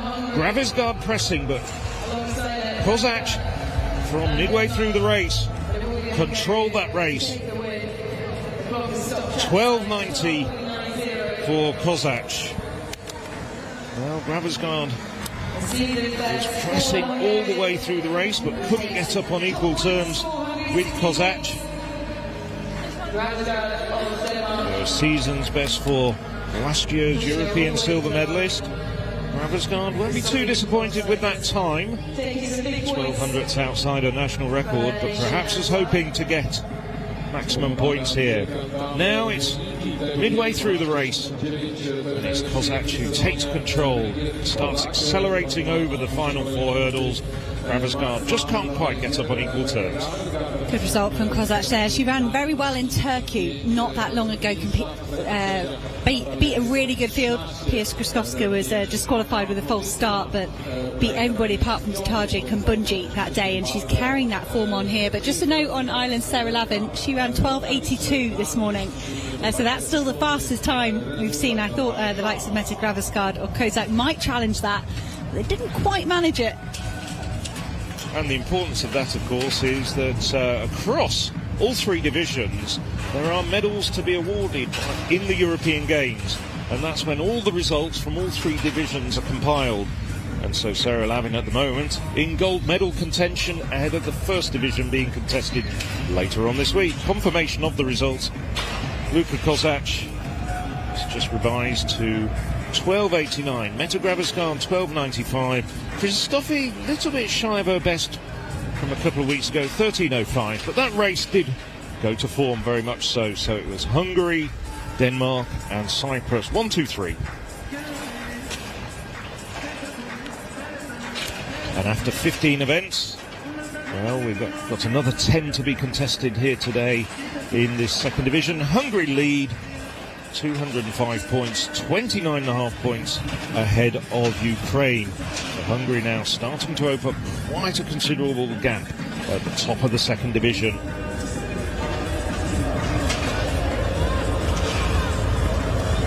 So Čeko of Croatia improved in the last round to 7.60, and that's a good effort. That's a very good effort indeed. That looks as though it could well challenge for the top 2 positions. Let's just have a look though. Yes, looks to me at first sight to be clean on the board. Long. So Marko Čeko has jumped 8.04 going back a couple of years. European Championships finalist last summer. So 7.86. It looked long, and he's gone in front. By far and away a season's best for the Croatian. One of his best jumps ever. Gabriel Bitten got out of jail with that 7.68 in his 3rd round. Ran through again. That's a good jump as well from Bitten. I was thinking after Vadiakis jumped that 780 that this competition would start hotting up. Oh, what a pity. He wasn't far away from actually having a legal jump there. I'm sure he was only a centimetre or two into the plasticine, and that was a very long jump indeed. Well, maybe about 4 or 5 centimetres. But that was a really long jump from Bitton. The issue being is, well, he's in 4th place at the moment. There's 2 men to come, but they're all also in front of him. So Bitton will get a 6th and final jump. Now, Saraboyakov, no, he's not going to regain the lead with that. Led through the first 2 rounds with 772 his opener. Vadiakis took over with 780 in the 3rd round, and we've just seen Marko Seko, the Croatian, jump 786.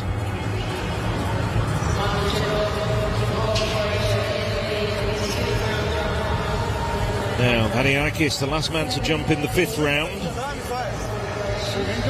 Look there at the foot placement. 6 or 7 centimetres into the 10 centimetre plasticine barrier, which denotes a foul.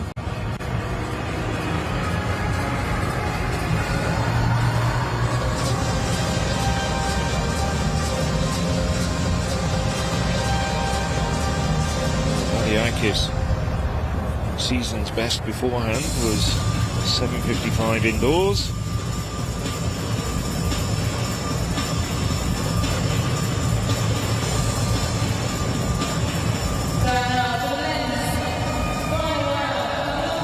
I like the way they all wander over to the officials and just check, but I'm sure in their head they know exactly what's going on. I think it's just nervous confirmation. It's a bit like being a bit OCD, I think.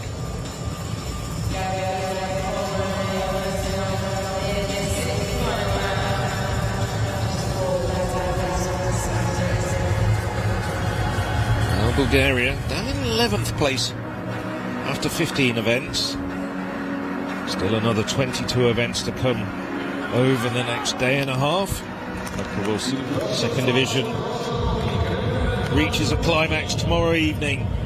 So please do join myself, Phil Minshall, Alex Seftel and Hannah England for live commentary of every minute of not just the 2nd division, but later on in the week the 1st division, and tomorrow morning the 3rd division in these European Athletics Team Championships. Lying in 4th place, Gabriel Bitton. The only man over 8 metres in this field this year, but he's down in 4th. That's a long jump, but I have a feeling it might just be another red flag for the Romanian. It's not conclusive with the head-on shot, and I think it might have gone into the plasticine.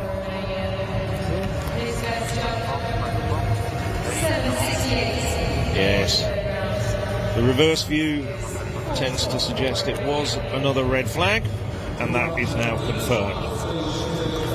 I think Bitton was feeling rushed on the runway. We saw the yellow flag go up, and he tapped his wrist when he was on the runway, perhaps felt he wasn't given the full amount of time. Right, now Saraboyakov 772, tight on the board. Don't think that's going to improve his position very much. You can see there the superimposed lines. It's given the white flag. It's there or thereabouts at 770, but he's got Vadiakis at 780 and Seko at 786. I think he might have to settle for 3rd. He gave it everything. Bulgarian, well, I don't think that's going to improve his position. No, 778, 6 centimetres longer than his 1st round effort, but he stays in 3rd. Now this man, what a competition he's had. 780, 11 years after his last personal best, 12 years after his last personal best. No.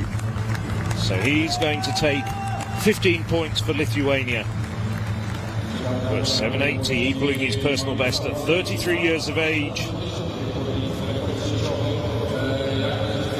think there might be a little beer raised to celebrate a bit later on tonight, because he's done a good job for his team. I don't think they were expecting anything like 15 points from him today.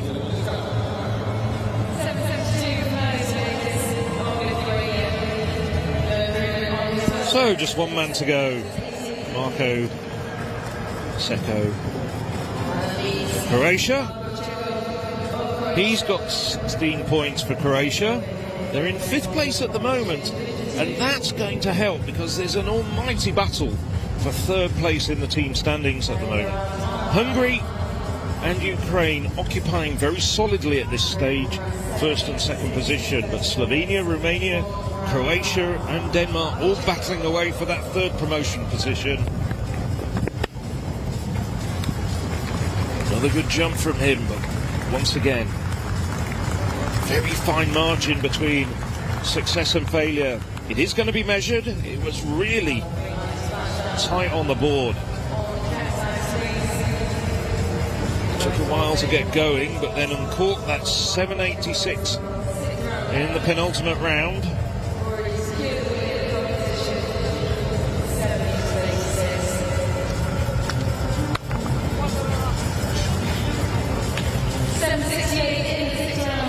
.768. His second best jump of the afternoon, but his best one, 786. Confirmed him as the winner of the men's long jump in the 2nd division of the Silesia 2023 European Athletics Team Championships. That will certainly move Croatia up the standings a little bit. We'll confirm how they look after 16 events very shortly. Yeah, it could be an important session for them. Just, what's that, 9 points off the promotion places, so could help mount a challenge. Nice tattoo there which says family on it, and it looks to be he and a female partner holding hands with 2 children as well. Confirmation, Marko Seko, 786, season's best for him. Marius Vadiakis of Lithuania, 780. Very close in 3rd place. Saraboyakov of Bulgaria with 778, the very talented Bulgarian. And after, well, we should be having it after 16 events. I can tell you that after 16 events, Hungary have progressed along to 217 points. Ukraine, 185.5 points. Romania still hanging on to 3rd with 155 points. Croatia just half a point back, and then 1 point further back Slovenia. So really tight. Just forget that at the moment. If you want all the live results, go to the European Athletics website, www.european-athletics.com. Really is tight there. Well, it's not tight on paper between Hungary and Ukraine, but I keep waiting for Ukraine to start their charge, and Hungary just keep delivering today. Varga 2nd in the men's hammer, Zeles 2nd in the men's high hurdles, Kozak 1st in the women's high hurdles. They're just chipping away with those top 3s, top 5 in the men's long jump as well. So we know Ukraine have got some big hitters, but I just think that point deficit, surely it's too much at this stage. Hungary, can they just hold on for another day and a half? We're going to get underway with Heat B of the women's 800 metres. So there is 2 heats. Times will be compiled. This is Charlene Matthias of Luxembourg. She holds the national record at 2:35 from 5 years ago. A huge ceiling for the athlete from Luxembourg. She has done a 2:12 this year. Lilian Grigoriev of Bulgaria goes in lane 8. Her athletes are well underneath 2:10. It's Helen Meyer of Estonia, 9-time national indoor champion, over 400 and 800. She did 2:07.81 season's best. This is Mirja Stambolic of Serbia. won a whole host of national titles over this distance as well. Now, this woman, Liga Velver of Latvia, personal best of 2:75, season's best of 2:6. Might feel a bit hard done by being in this heat B. Vukovic of Croatia will go in lane 4. She set a new season's best and personal best of 2:04, so the athlete showing the best form coming into these European Team Championships. Mihaela Botnari of Moldova goes in lane 3. And 16-year-old Anastasia Papadovascilaki of Cyprus is in lane 2.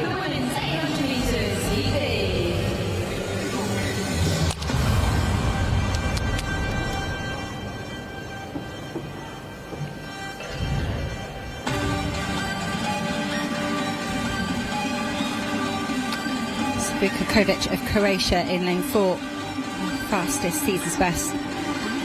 Valver Matias, the athletes in lane 5 and lane 9, gone all the way down to 2 dead in their careers.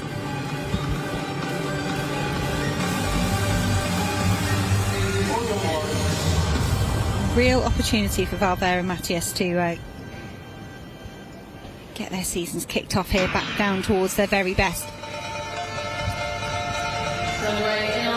Vukovic of Croatia racing a whole lot, a few good 400s and 600s in there as well, so she'll be filled with confidence, and that's her whizzing off into the lead already, first to the break. Serbia following, Estonia following behind, Latvia slotting into 4th place. So this field well spread out through the first 200, sub 30 seconds I think there for Vukovic looking to have this all her own way. Stambolic of Serbia has got season's best of 2:09. She has gone 2:05 in her lifetime, so she might be keen to hold on to Vukovic here, get a good run.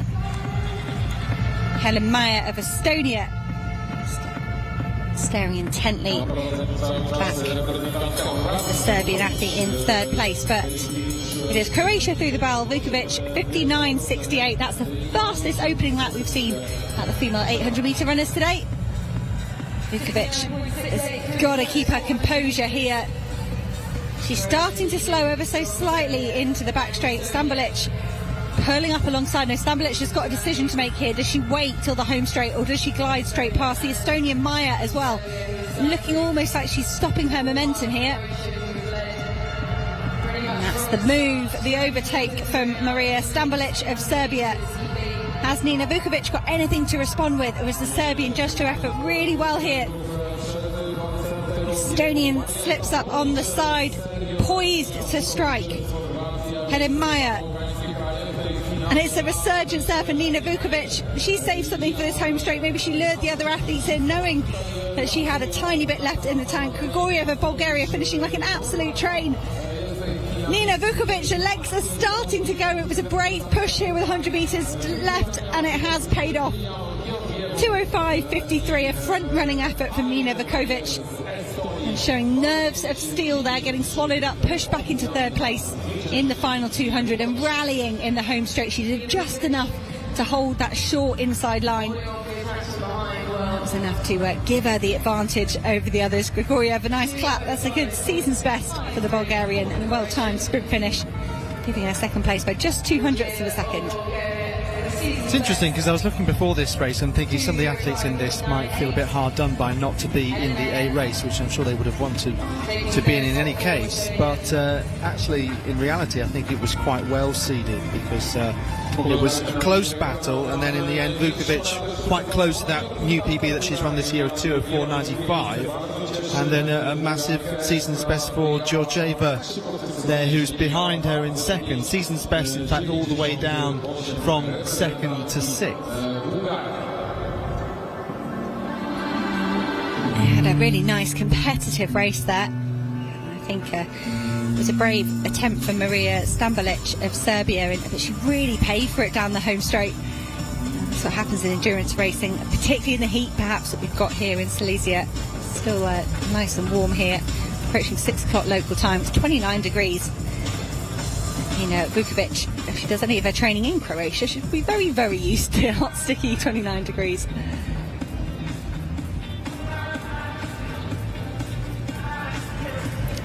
200ths on the dip between Bulgaria and Estonia. 2:05 is a good time from Vukovic. I think that could see her finishing higher than 9th, if you like. She's in the second race. We've still got 8 athletes to go in final A. I'd be surprised if 2:05 didn't put her up somewhere in that overall top 8, but it depends. All to fight for in final A. Well, 800 metres in the European Team Championships with this 2-race format, it's a bit of a funny one because equally Heat A could turn into a tactical race. Some of these times could come through to be very good ones. Vukovic there confirmed 2:05.53. And I think Phil, perhaps that the first heat should be aware, the Heat A should be aware, and they've got to know they've got to get underneath 2:05 if they want maximum points. You get someone to take it on, and that's not always easier said than done. Easier done as said.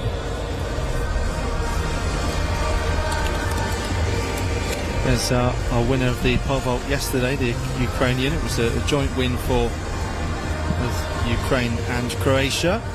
It was a bit of a shaky start to this pole vault competition. There were 3 athletes that no-heighted. Of course, 2 pools alongside one another, and in this better pool is Kladyczuk of Ukraine.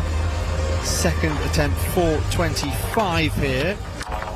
That was just a bit clumsy on the way down. You can see she's entered this competition fairly late compared to some of the other competitors in this. We've still got Karolina Bondeholm of Denmark and Hanga Kleckner out there jumping, and Tuna Schutai is yet to enter. She will do so at 4:30.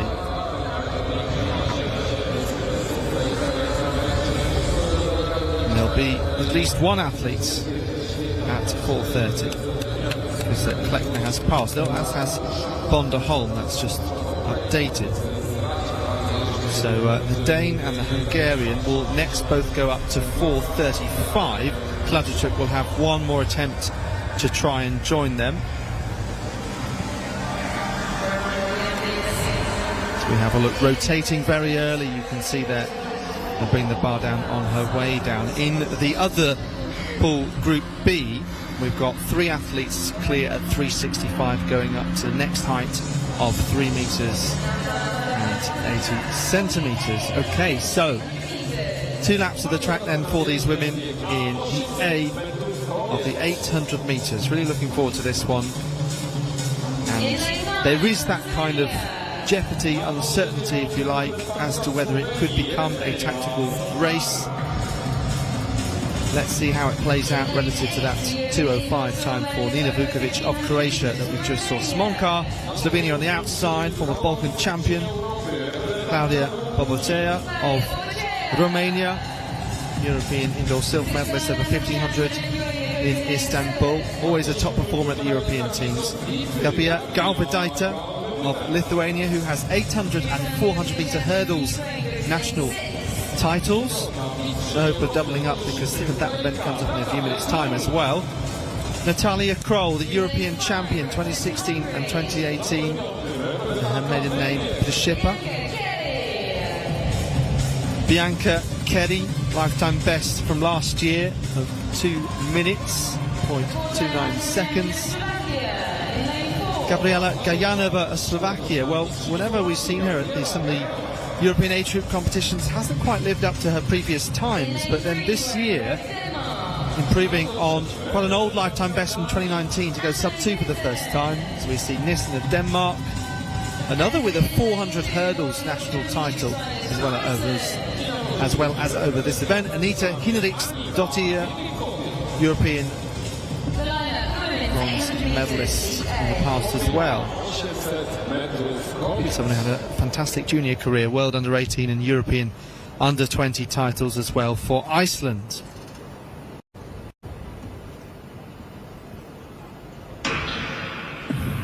So the gun goes. The athletes are now on their way. 28 degrees temperature here in Silesia. Hinriksdottir, Nissen, Gajanova, Kerry, Kroll, Galbadaita, Bobotea and Smonka. So we've been talking about that narrative between Hungary and Ukraine out front in the overall team standings, and you've got Bianca Kerry there has run 2:01 this year, and she's determined to take it on. And even though Hungary do have that sizable lead, as we've been saying, Ukraine with the potential certainly to start to put them under a little bit of pressure. I'm sure that narrative will be breaking into the Hungarian team, who knew that they led overnight and will have wanted to keep up that confidence, their good performances, and a keenness to continue to get at least top 3 spots. So they hit the bell in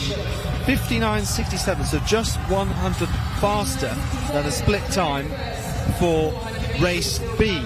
Kerry from Nissen of Denmark, 2:02 this year. Then Gajanova, who ran that 1:59.86 time in Paris. Slovenian then behind, Yemenia Smonkar, trying to find space there, just bunched in the middle of this pack. Space perhaps just starting to open up as Kerry pushes away. Is she going to hold on with so many athletes fighting to try and come through? Gajanova gritting her teeth, the Slovakian in the white, coming round the outside. Does she have enough? Kerry just about holding on, neck and neck, shoulder to shoulder, as Kroll fighting also. Look at this, Natalia Kroll. And the Ukrainian, I think, just gets it on the line there. 1:59.78 for the two-time European champion. What a dramatic finish down that home straight. Great run from Bianca Kerry. I think she might have just pushed herself under 2 minutes for the first time. 1:59.77 for Natalia Kroll. She's had a few years where she's not run as fast as she did before, but that would be a World Championship qualifying mark. Kerry bang on the qualifying mark for Budapest. The Hungarian athlete front-running her way to 1:59.8. And look, I think she's just seen that time. She would have been disappointed not to get the win, but to hit that mark bang on will be a wonderful constellation. Galyanova made some good tactical moves in the home straight, having been boxed in a little bit. But Kroll just bided her time, and it was a last-minute sprint. The Ukrainian woman was further back in the field. Sometimes it's good to measure your effort and leave a little bit in the tank, but if it means you're going to get tangled up with other athletes and you can't express the full shape that you've got that day, it's useless. But Kroll did manage to get herself out of the pack just when it mattered. Very competitive women's 800 metres here, and they were all really tightly bunched with 1:50 to go. Kroll just getting the better of Bianca Kerry there, but another good run from the Hungarian. But we'll talk about that point swing. That's 1 point in the way of Ukraine. Yeah, so 3 athletes go sub 2 minutes. Not necessarily something we expected, something we hoped for, certainly. And perhaps you're right, look how close that is.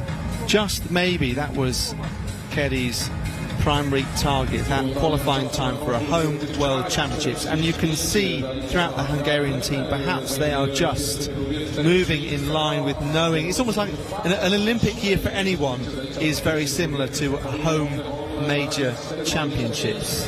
Trying to get in your best form, trying to gradually peak towards that particular event in Budapest. Well, that puts a bit of a marker out as we look towards Division 1, as there are some good women in that 800 metre race, but a sub-2 in a non-pace made race. That's impressive. Really impressive running from these women. Yeah, super impressive, and there you can see it. Kroll from Kerry from Gajanova, and just 3/10 behind also was the Lithuanian Galvadaita. And this is the full aggregate result with Vukovic. You can see there, that was the fastest time from race B, is 9th fastest. There was me saying that'll be enough to get up into the top 8. It wasn't. That was a phenomenal race. And we've talked about the different tactics European athletics have employed to motivate fast times. Just not necessary here this week. Hungary still on top, 30.5 points ahead of Ukraine. Romania packing well. They're in 3rd place at the moment, just a 3.5 point advantage over 4th. Iceland, Luxembourg, Moldova, the nations in trouble. Serbia have opened a bit of a gap over Iceland, sitting quite comfortably there in third place. We're just halfway through day 2, 3 days in total, so all could change. Tina Schutai makes then her first appearance of the evening, and it's this kind of first appearance that we expected. Sails over at 4:30 after waiting some quite considerable time to enter the competition when you consider it started at 4:55 local time, so an hour and 10 minutes. So this in Group A, as you can see, very few athletes now left in. Schutai, Holm and Klekner of Slovenia, Denmark and Hungary respectively. Soaring clearance from Schutai. Carries on like that. It's going to be maximum points for Slovenia, which, as we were saying, it's starting to turn into a real battle royal for that third promotion position at the moment. Well, Slovenia so far haven't managed to get any first places, but with Schutai coming up in the pole vault, and then very shortly we're going to have a certain Christian Che coming up. So Slovenia packing the points we'd expect in the next half an hour or so. So Schutai back out there once again. Just the 3 athletes, of course. They are still vaulting in Group B. Just a quick look across. Paula Klavina looks to be the only athlete left in at 3:80 there. So she's equalled her lifetime best as the Latvian. And there are some 4 athletes who have jumped higher than that in Group A. So has at least done better than quite a few in the supposedly better group. But for whatever reason, it does appear like athletes have had a tricky pole vault competition with those few no heights and just a few left in now. But Schutai, well, she's in a bit of a class of her own here. And in some ways that can be tricky when you're waiting for such a long time, and also there's no one really pushing you in terms of competition, just to focus on your own vaulting out there. You can just see how far she is above that bar. Wow. Just a huge clearance for Schutai. Yeah, and she's really blossomed later in her career, I think it's fair to say, with those 2 European indoor silver medals, the last 2 editions. Well, she had a very good US collegiate career and won NCAA titles. I can't remember which university she was at. I think she was at one of the Florida universities. But then got hit by injuries, niggling injuries, which really put the brake on her progress for several years. Now back to the track. Good men's 15. Sogi of Hungary, 3:36, lifetime best a couple of years ago. He's very handy. There is Elson Bibic of Serbia. Bertasius of Lithuania alongside him as well. Will fancy his chances. He was second in the B800 yesterday in a good 1:49.55. So if he's not too tired, he's got that race sharpness from yesterday. Charles Grethen of Luxembourg, another athlete to watch, national record holder. In the semi-final in the Olympic Games, got himself into that final in Tokyo. Magnusson of Iceland, national record holder for them, goes alongside him. Christian Ulberg Hansen of Denmark is on a PB charge. He's on a hat-trick of personal bests so far in the last few weeks, and some good wins as well.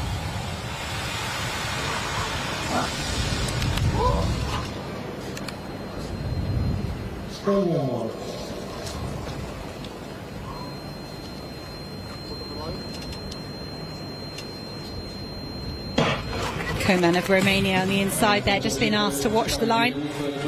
2 choices in a 1500 metres when you've got 16 men spread out along the track. You either sprint off the front and try and get a good position, or you relax, let everybody calm down and move down a little bit later. Hansen of Denmark choosing to go to the front. Here comes Zogi of Hungary. And, Charles Grethen as well. He's not run tremendously fast so far this season, a 3:36 at the Oslo Diamond League. A bit of a late start to a season after a brilliant 5th over 3,000 in Istanbul. Now the European Indoor Championships. The athlete from Luxembourg trying out some different distances. They're just settling down here. It's not that quick at all. Well outside 3:45 pace. Well, bang on 3:45 pace. 45 seconds through the first 300 metres. So Hans Christian Olberg Hansen of Denmark is not pushing it on here, and I do wonder if the lap split here, the 400 metre mark, might be enough to get anyone to go for it. No, so I'm jinxed. I said on that women's 800 metres we don't need any motivation to get the races going so far here this week in Silesia, and this is the first real championship style race we've seen with no one pushing off the front for a really fast pace. This for me is typical male 1500 metre running in Europe. I absolutely love it. Everyone's back in their kick, sitting there watching each other. Elzhan Bibic seems content to put himself in a worse position with every 100 that goes by, hoping he'll get himself out at a later stage. They're all trying to run that shorter line. Charles Grethen content to sit in 5th place. The Ukrainian athlete Nikolaichuk is just starting to pull up alongside the Danish athlete. That's the first move we've seen. Cause a cascade of change through the field. You can see Charles Grethen of Luxembourg reacting. This is the danger. Elzhan Bibic has extracted himself from the group. Nikolaichuk was the season's best of 3:45. He's not one of the fastest athletes. There goes Elzhan Bibic. His patience has run out. 2:05 through 800 metres. He's gone, that is enough. I am going for it. I mentioned the big move from Elzhan Bibic in Bydgoszcz. He didn't get it quite right on that day. It was a faster race. I'm sure he will have learned from that. Serbia will be gauging his effort a bit more conservatively here. Perhaps Charles Grethen is a very, very good athlete. Just on his shoulder, István Zogi of Hungary. Poised. Looked like Hansen's done well to get himself out of trouble as that group started to swamp him, and these four stretching away towards the belt. Elzhan Bibic looking determined. 2:48 through the bell. A very swift closing lap here, and Elzhan Bibic deciding being in the lead in pole position is the place to go. He has lifted the pace. It's spread the group out. Charles Grethen, the athlete from Luxembourg, seems to be the only person that can respond to Elzhan Bibic at the moment. Hansen coming under pressure from Zogi for 3rd and 4th. A good move from the Icelandic athlete behind Magnusson. He's starting to build momentum. Charles Grethen for the first time hits the front. Has Elzhan Bibic got anything left in the tank? The Olympic finalist from Luxembourg, Grethen, has had a very quiet race, waited really until it mattered, covered every move. But has Elzhan Bibic saved a tiny bit here for the home straight? Hansen's not done either. But there goes Elzhan Bibic. He got it wrong in Bydgoszcz a few weeks ago, but here he is, timing his kick to perfection. He cuts the tape, takes the win. 3:41 for Serbia. Grethen held on really well. Christian Olberg Hansen was finishing very fast. It's a brilliant 3rd place for Denmark. Elzhan Bibic showing all of his experience there. Well, Elzhan Bibic, we've seen him on the international circuit over the course of the last 18 months do really well. Broke the Serbian record on several occasions, has taken it down to 3:35 and very small change. He's really come through. I mean, he made his mark as an under-18 athlete, winning bronze medal back in European under-18 championships in Yor back in 2018. Of course, just like everybody, had his career slightly put on brakes due to the pandemic, but then has picked it up very effectively. And it's fair to say that he's Serbia's best middle distance runner for the best part of 40 years. They've got a few going back to the 60s and 70s. And there was a real decline in Serbian middle distance running, but Bibic has brought it back. Charles Grethen, as we know, focusing perhaps, but starting to think about a move up to 5,000 metres. We saw that with his 3,000 metres outing so successfully in Istanbul. And credit as well to the fast finishing Hansen of Denmark, getting 14 points for Denmark. Serbia, well, they've got a real talent in Elzhan Bibic, and he's also got a great range as well. I'm interested to see what he can do. He hasn't really done any really concerted 5,000 metres. I think the talent is there to do really well over 12.5 laps of the track. Confirmed results of the men's 1500 in Division 2. Elson Bibic 3:41.35. Charles Grethen taking second place for Luxembourg, just ahead of Christian Bulldog Hansen of Denmark. More season's best and personal best if you look down the field. So that's the 4th European Team Championships victory of Bibic's career. It was a 1500 and 3000 double in 2019, and he also does go in the 5000 metres, by the way, which is tomorrow. So now, the men's discus. And this is probably one of the banner field events in the second division today. And that man, the world leader, Christian Che, he'll be the last to throw. Coming up first, though, 9 times national champion in the shot and discus, Tony Valar Gudnason. Personal best of 69 metres a few years ago. Bob Bertemes, well, we'll see him again for sure tomorrow in the shot put. He's also a good discus thrower. 59 metres. Kevin Saxon of Estonia. There's a good canter behind them as far as the Estonian discus throwing going. Alexander Mazur, the 18-year-old Moldovan, and the former world champion, Andreas Gutsias. Yeah, this is Petr Ilic of Serbia. Just seen one Serbian success a moment ago. What he can do. Georgios Koniakis, Cypriot, under 18 champion. Going back a few years now. Samuel Kovac of Slovak Republic. Alexandra Volkov's the reigning Latvian champion. Robert Shiskai, Hungarian, former European under-20 champion, now 28 years of age. Dejan Gemshev of Bulgaria. Alexander Fedorfika,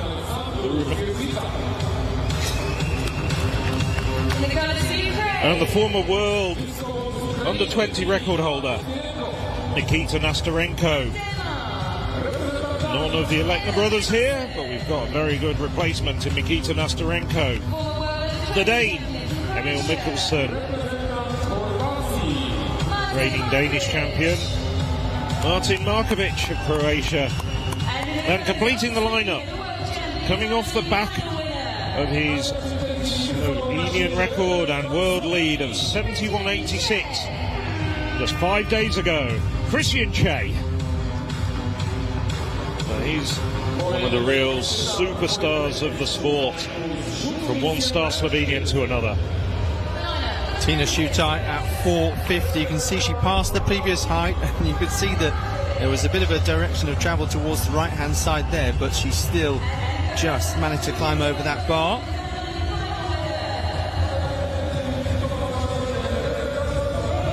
So as a result, she's the only athlete clear at 4:50. Hanga Kleckner of Hungary passing at this height, and then Carolina Vonderholm, one failure at 4:45, which she carried up to this height, and then bring the bar down once again, meaning she has one go left to try and make it clear, and she should be next to jump.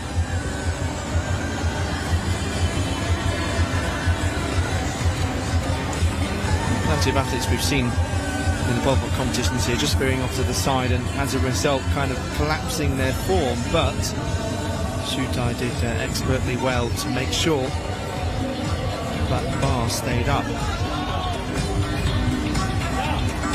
So, as mentioned, Holm of Denmark goes next.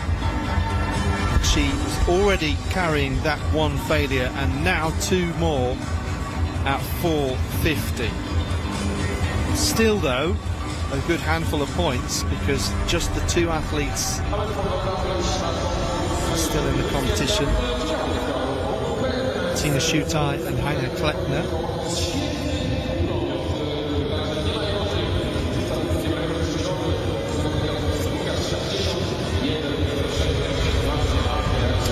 Well, Bob Bertemes, second to throw in this competition. Coming down at around 57 metres. It's a best this year of 59 metres. This very much, as we know, the second event, but still a proficient discus thrower. Did well at the recent Games of the small European states.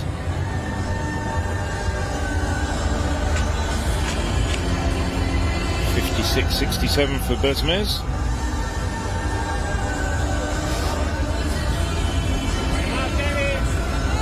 Kevin Saxon.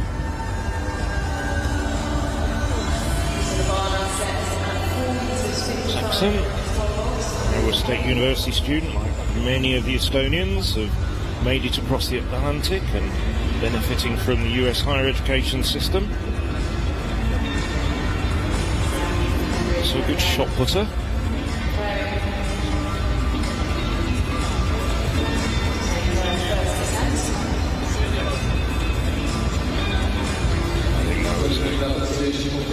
Red flag. Wasn't quite sure, but I think he did step out. Just didn't like where it landed. Alexander Mazur, still 18 years of age, so more used to using the under 20 1.75 kilogram implement. That drops down just shy of 50 metres.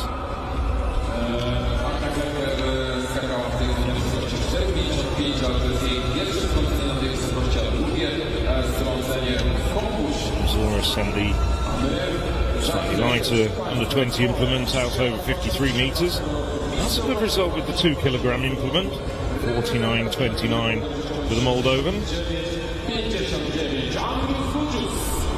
Now, Andrius Gudzius.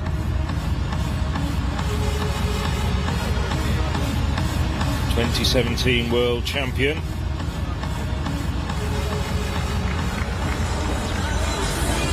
Said neither of you elect knows Nicolas or Martinez competing here, but what a replacement. Andrius Gudzius has already thrown 66.50 this year. He did that just a week ago in Turku, so good form. 62.22. That's a good opening effort from Gudzius.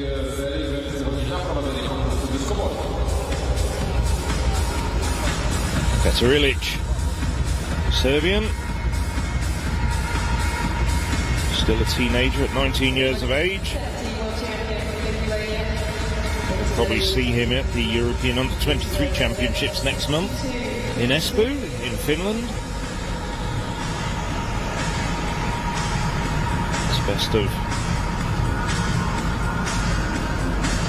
48.92, which he improved to very recently in Belgrade. 46.29 for the Serbian.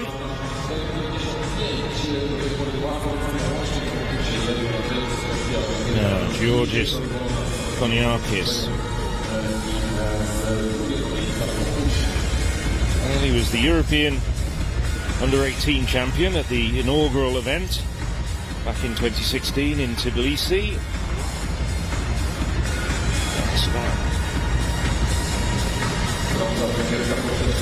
3 metres. Doesn't quite come on as we were expecting, but last year did throw a personal best of 59 metres as Cypriot. 54.06 for Koniakis.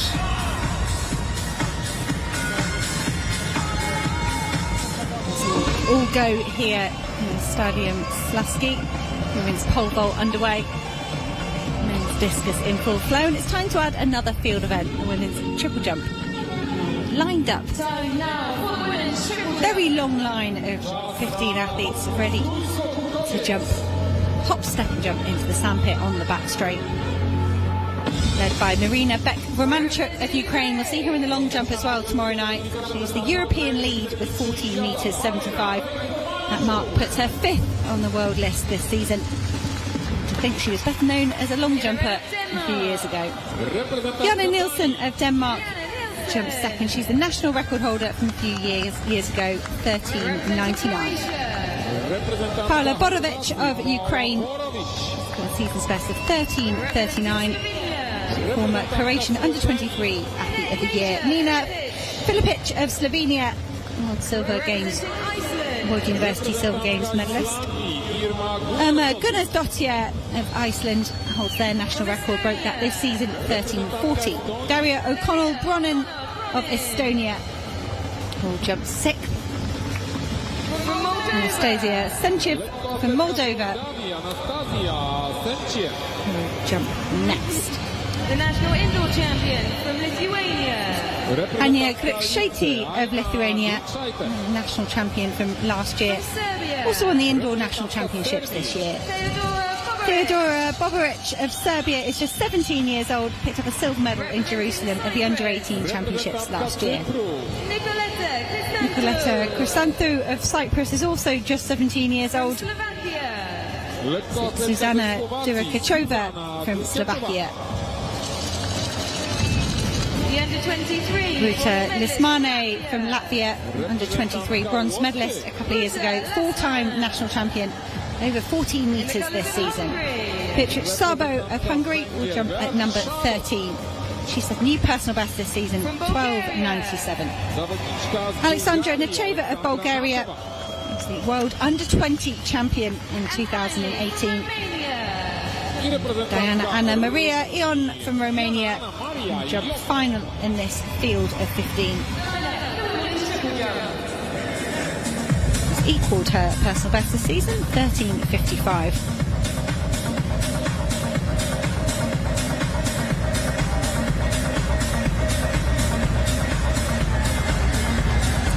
Back in the discus, Skemashev, 59-metre thrower this season. Skemashev, Bulgarian. 3 times national champion last 3 years in Bulgaria.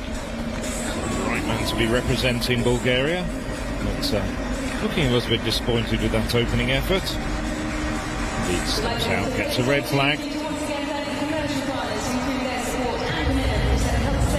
Hanga Klekner of Hungary already equalled her personal best. This for an outright highest ever clearance. Unfortunately not. So it's quite significant as Shutai clear at 450, which Klekner had passed. So could well bring an end to the competition as a result. Wonder whether Shutai would like to attempt to jump higher, but certainly 3 failures for Klekner. So, Alin Alexandru Federica, seen a lot of him over the years in the Diamond League. Romanian, 2-time World Championship finalist, 3 times European Championships finalist. He's always been there or thereabouts, but hasn't yet been on the podium at the major championships. 61.82, the Romanian's opener. Moves up to 2nd place behind Budzius. Nikita Nestorenko, the Ukrainian. That was a good effort from Nestorenko. Season's best of just over 61 metres last month. Quite well challenged his season's best. It was a personal best with the senior implement of 66.42.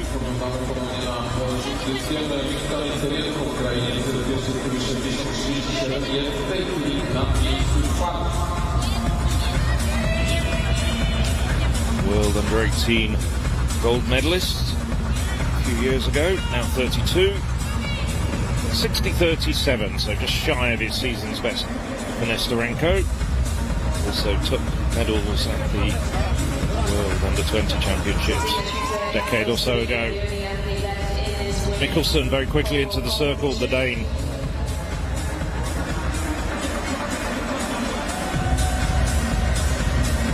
And she's cleared her first attempt at 4.60 meters.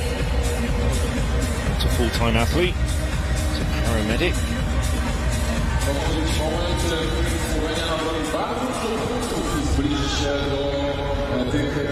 9 times Danish champion in the discus, bringing his first national title back in 2011. 52.43 for the Dane. Martin Markovic. Well, World Under-20 champion back in 2014. That's a nice throw from Markovic. He's returned to really good form this year. 27 years of age, starting to fulfill some of his teenage promise. Thrown over 65 metres, and that's a good effort. 61, I'm guessing, 61 and a bit. Looking at that replay, 61.18 for Markovic. He moves up to third. Right, Alex, Phil, betting on, does the championship record survive the opening throw from Christian Che? Well, let's see. For the record, the championship record is actually held by his coach, Gerd Kantner, the great Estonian, at 68.76. I think the answer is possibly not. It's close. I think that's just a little bit shy. I think that's around the 67-metre mark. But what a good opener from Christian Che. Hovers in the air like one of those 1950s UFOs. It was so good to see that 71.86 a few weeks ago from Christian Che. There was a huge foul, wasn't there? I think it was around about 4 or 5 days prior to that competition, and everyone was saying if that had been measured, it could have been so special. 67.30 for Christian Che. He goes over. That carries on now. Start of the second round with Gudnason. 61.14, the Icelandic thrower, now down in 5th place. So we've already had no less than 6 men throw over 60 metres.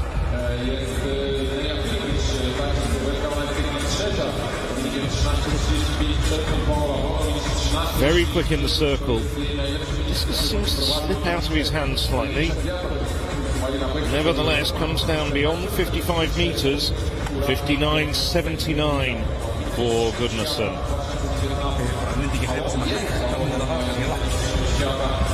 Stays in 5th place. Bertemez into the circle next. So that first round, 56.67. Returned to throwing after a few years away last season, throwing the discus I should say, and took the national title. That's more or less around where his first one landed. Bertemez, 22-metre shot putter at his very best. Quite as far as his first round effort, I think.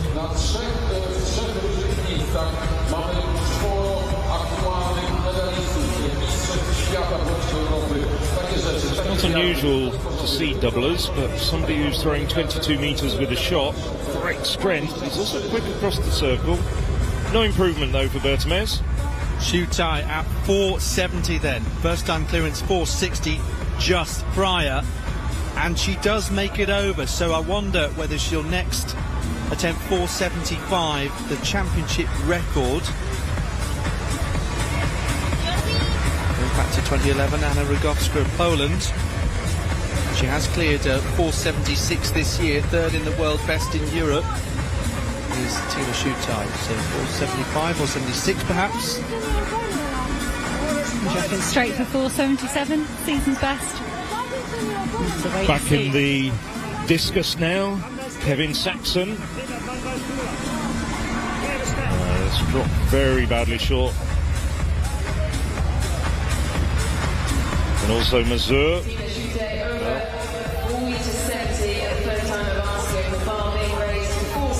So the 18-year-old just stays in the left-hand side of the sector. Mazur, no improvement on his 49.29. Walks out when he saw it drop just over 45 metres. Now, former world champion Andreas Gutsius, second at the moment. Somewhat distant second though. That's a big improvement though. About 64 metres. He's a fairly implacable sort of character, but I think I'd interpret that as quite pleased. And Christian Che enjoying himself. Well, does spin out though. What a pity, because it was dropping down to about 64 metres. Just couldn't quite control his speed. Boguzius, the nearest man to Christian Che at the moment, but more than 5 metres adrift. Petar Ilic. Short of 45 metres. No improvement for Ilic. Will be measured though.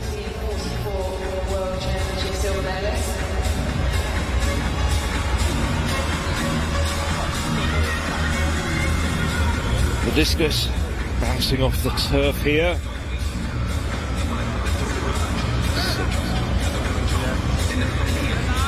Slazki Stadium has seen some great throwing over the years, because we do have the Kamila Skolimowska Memorial Meeting, the Diamond League meeting in commemoration of the 2000 Olympic hammer throw champion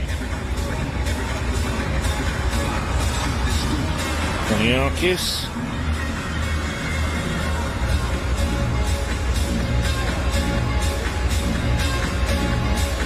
He's in 10th place at the moment.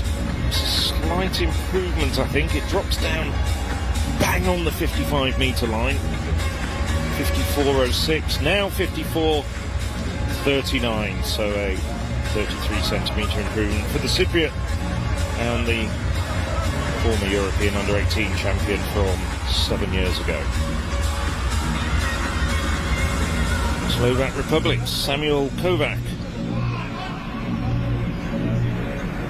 51.81 with his first attempt. A little bit off the pace, you might say, at the moment.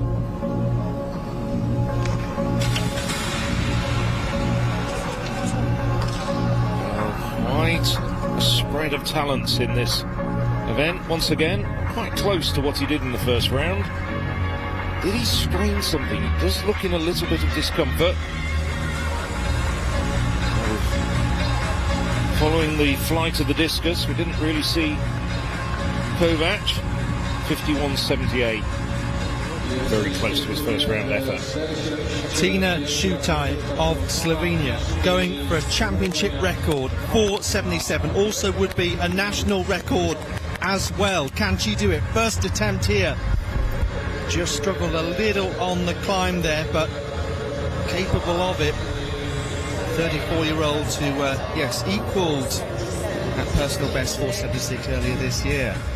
Back in the discus, we're whipping through this second round pretty quickly, and this is Volkovs of Latvia. 56 and a bit. So it is an improvement for Volkovs. Could well be a personal best, in fact. You wouldn't know it from his expression. A hat-wearing Latvian. 56.10, it is a personal best by a bit more than a metre. Come on, give us a smile, Mr. Volkovs. You did just set a personal best. You'd think you would be happy. Back to the camera and everything.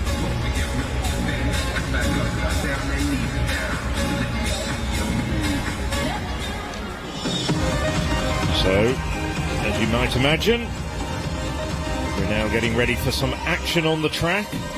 And it's the women's 400 metres hurdles just about to come up. There's the lineup for the first of 2 races in the women's 400 metres hurdles. In lane 9, Latvia. So out in lane 9, it's Latvia's Katia Zaula, Latvian champion back in 2021. Ingeborg Sigurdardottir, Icelandic competitor, 5 times national champion over 4.8 and 400 metres hurdles. Kristina Borukova, possibly the favourite, has improved to 58.25 this year, the Bulgarian in lane 7.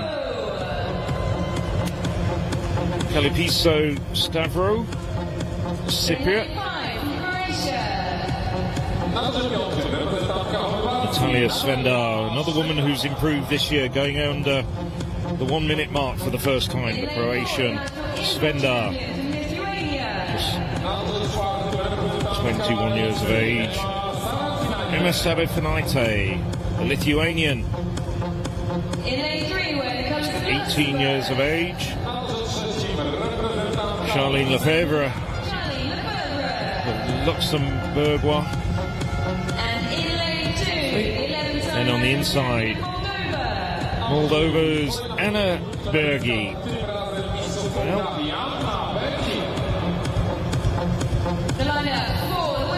Personal best of 58.28, which would make her the second fastest woman in this field. But she hasn't raced the 400 metres hurdles this year, concentrated mainly on 200 and 400 metres without the barrier. So, the eyes on the 25-year-old Bulgarian in lane 7. But from the inside, it's Bergi of Moldova, Lefebvre Luxembourg, Sarafinaite Lithuania, Svendar Croatia, Stavru Cyprus, Borukova Bulgaria, Sigurd Stadotia Iceland, and on the outside, Zala of Latvia.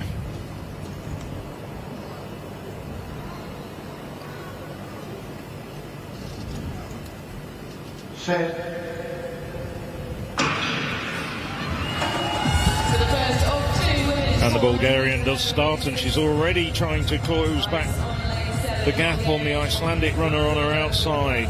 Also running well at the moment, it's Stavru in lane 6, the Cypriot. And the Cypriot looks as though she might be the first to rise, but it is the Bulgarian doing well at the moment. Sigurd Dottir now, having recovered from that slow start, starting to motor down the back straight. And Sigurd Dottir at the moment on course for a good personal best. Svendar now on the inside. But Barukova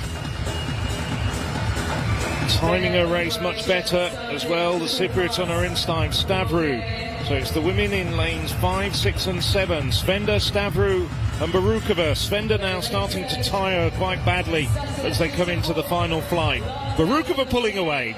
And it's going to be the win for Bulgaria. Kristina Barukova, just a fraction outside her personal best. And Calypso Stavru, I think that is a personal best for the Cypriot. Yes, confirmation. Arms raised by Calypso Stavru, who challenged Barukova between about 250 and 350 metres before the Bulgarian pulled away. Great to see Stavru breaking the 60-second barrier for the first time there for Cyprus. Have another look at the replay. It was a good start for Barukova of Bulgaria. 59. Sigurd Dottir as well of Iceland went very well through the first 200 or so, but I was going to say there was a big stutter from Kristina Barukova with 200 metres to go, and it was similar into this last hurdle, perhaps trying something new with her stride pattern, or maybe coming up on the hurdles faster than she's used to, rising to the occasion. It was a stutter here from Barukova. Stavru of Cyprus, contrasting fashion, carried her momentum through these final few hurdles really well, but ultimately Kristina Barukova has had that oomph, ability to lift her pace and have a sprint finish in the last 50 metres, and I think we've got the fitness and the strength. It's always going to come through in the last 50 metres on the 4 hurdles. Are you two laughing at me saying oomph again? No, there's plenty of oomph left. It's relevant. Okay, Kristina Barukova 58.98 in first place. Calypso Stavru 56.61, a personal best for the Cypriot. And Anna Bergi returning to the hurdles and taking third place from Moldova. 60.46 for Moldova. First look at the women's triple jump. We're into round 2. Beck Romanchuk going out to an early lead as expected, 14.44. Poetry in motion here in the women's triple jump. Marina Beck Romanchuk just flawless technically when she competes. It looks like it could be even better. Lesmane of Latvia in second place at the moment, 13.86. Greg Shoti of Lithuania in third, 13:53, but Marina Beck-Romanchuk says she's 5th on the world list, and this looks like a Ukrainian fan club come here to spectate. Maybe learn a little bit as well, get their own pictures. Keen photographer up there. 14:58. Marina Beck-Romanchuk extends her lead. No change in the men behind him. This is Christian Che. That championship record in great danger, and it's gone. Without a doubt, it's gone. If that isn't 70 metres, it's just a few centimetres shy. So that 13-year-old championship record by his coach Gerd Kantner at 68.76 is history, as Christian Che of Slovenia makes that yet another accolade to his name. So normally we see Che talk with Gerd Kantner. I haven't seen that yet. Do you reckon Gerd Kantner said, I'm not coming to coach you to beat my championship record? Yeah, so Christian Che just waiting now. The discus dropped down on the 70-metre line.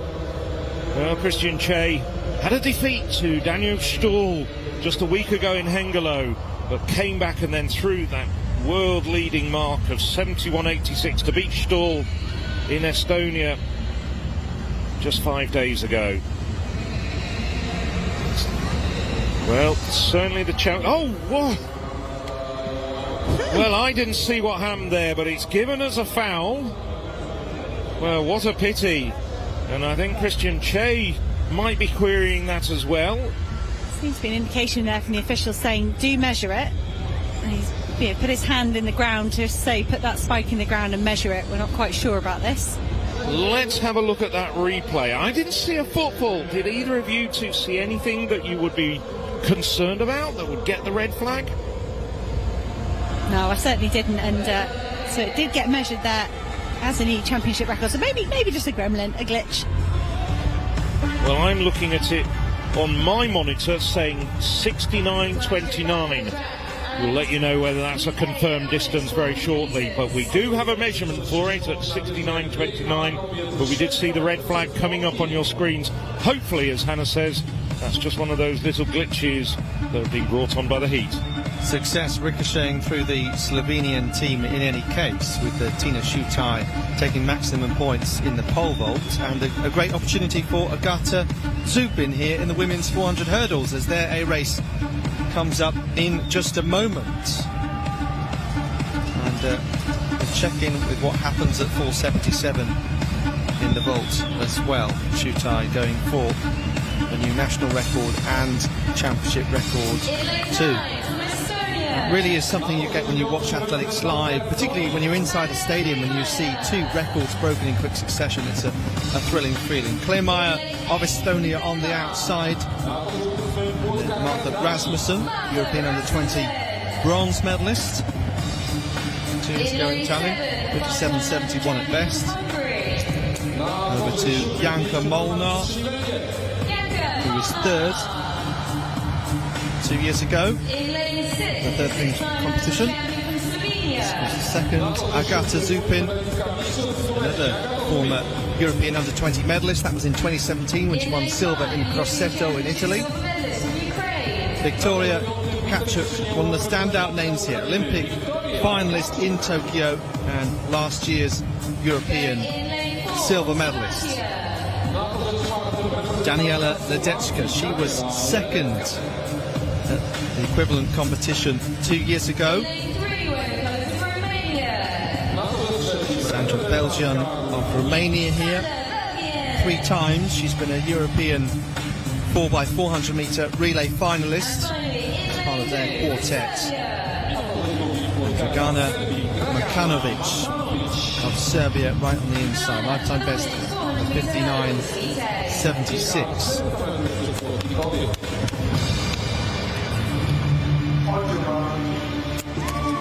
So, watch out in particular for Ledecka, Tkachuk and Zupin of Slovakia, Ukraine and Slovenia in particular. This is the A race of the women's 400 metre hurdles.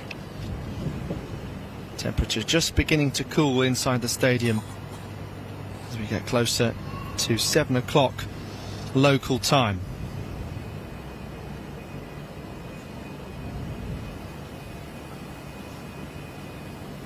So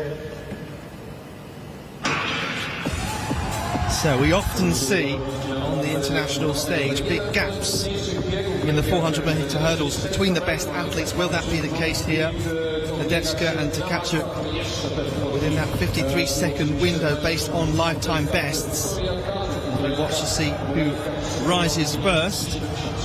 Tkachuk in the yellow and blue, Zupin on her outside. Jauke Molnar also going nicely. Of course, that battle for first place in the team standings between Hungary, who have the lead, and Ukraine, who are trying to close them down. And that will be the case in this event. Tkachuk, bit of a stutter there, but she is well away and clear, the Ukrainian, from Zupin of Slovenia. Bit of pressure on her from Molnar of Hungary, but Tkachuk takes maximum points for Ukraine in 55.87 seconds. So it was a victory that was somewhat expected, but maximum points for Ukraine. Yes, I was watching Agata Zupin, and she was pressuring Tkachuk all the way around the second bend, but then stuttered so badly before the 8th hurdle, and she could never really recover her momentum. And in the end, she was pressured by Molnar for that second place, but Tkachuk just pulled away very nicely. So quite clear there among the top three, and then a gap back to Nadezhda. So we have a look at this replay. So Zupin in the bright green for Slovenia, with Molnar on her outside. And the top three, bit of a class above the rest. Nadezhda thought she'd be a bit closer. Tkachuk looking cool, calm and collected, with the shades on for good measure as well. It's been quite a breakthrough in the last few years for her and Anna Ryshkova, of course going below the old Ukrainian national record and featuring regularly on the Diamond League circuit as well, with some great performances.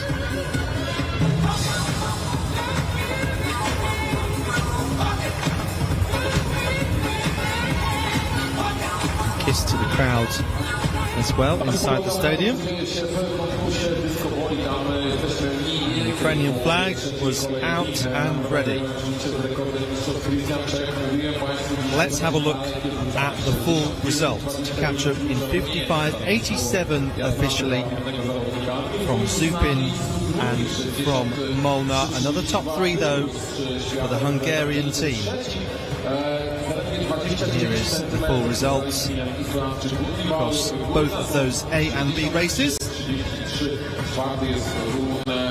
You see Borakova punching through from the B heat there, putting herself into 6th place overall, helping her team. And there are the team standings after 19 of 37 events. Hungary still in the lead, 35.5 points. That difference is just not changing. Hungary could be poised to take the win over Ukraine. It's been a good afternoon for Slovenia as well. They're in 2nd place. Struggle goes on for Iceland, Luxembourg and Moldova. They are currently in the relegation zone. So, Andrius Gutsius, Lithuanian, in 3rd place at the moment. He had a very good second effort, but he was given a red flag. Now, did he manage to stay in the circle there? Because that's a pretty useful effort as well.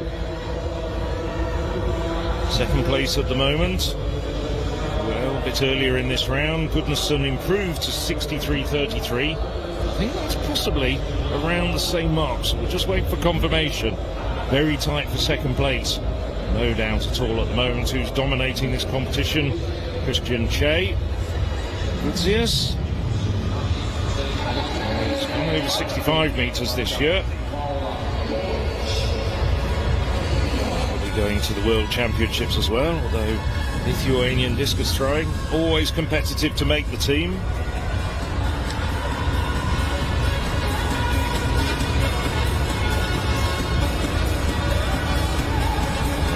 Wait, and it's coming up on my monitor as 63.62 for Gutsius.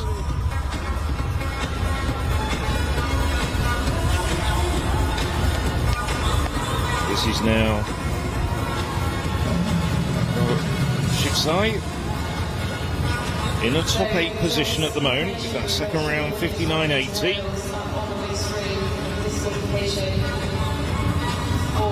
That's dropped down bang on the 60-metre line, very similar to his second round effort.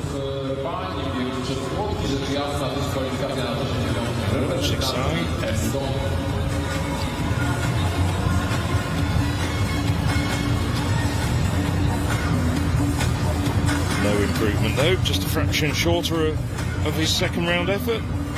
59.49 with his third round effort.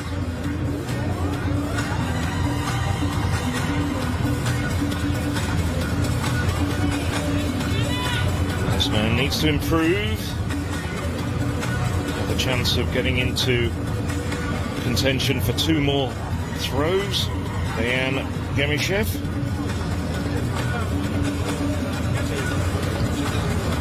That's the best of 57, just over 57 metres.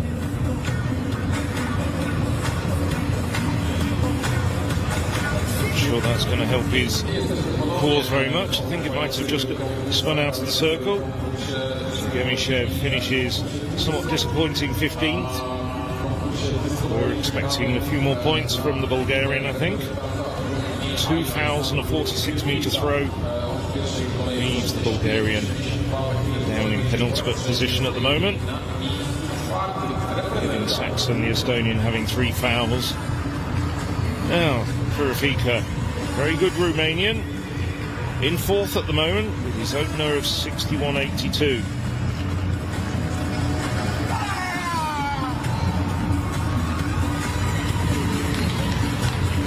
That's around the same distance again. For Purifica.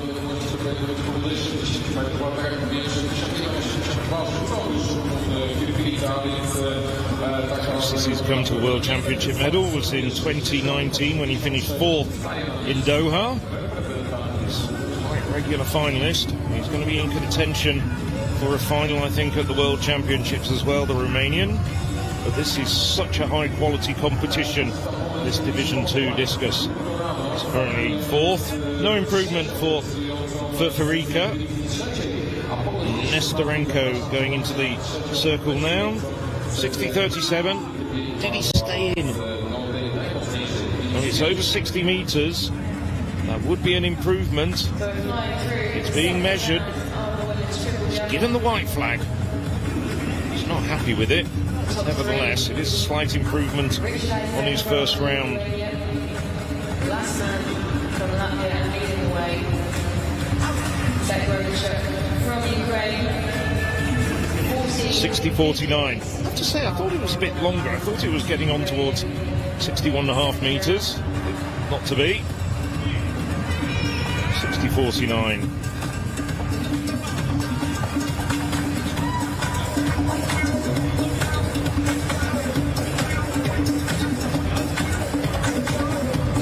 Overhead shot there of the far side of the stadium where the women's triple jump's going on. Marina Beck-Romanchuk back on the runway here, opening up round 3. She has the lead. 14.44, 14.58, and not much change in the athletes behind her. Smane of Latvia still in second. Kate of Lithuania still in third. And this is the final round where athletes can get themselves into the top 8, but Marina Beck-Romanchuk has got nothing to worry about here. She's not too far below that season's best set in Oslo. Diamond League event where she came third. Could be over the board there for Marina Beck-Romanchuk. You can hear the frustration there. She's a very finely tuned athlete. She would have known that was wrong and just jogged down the runway after that.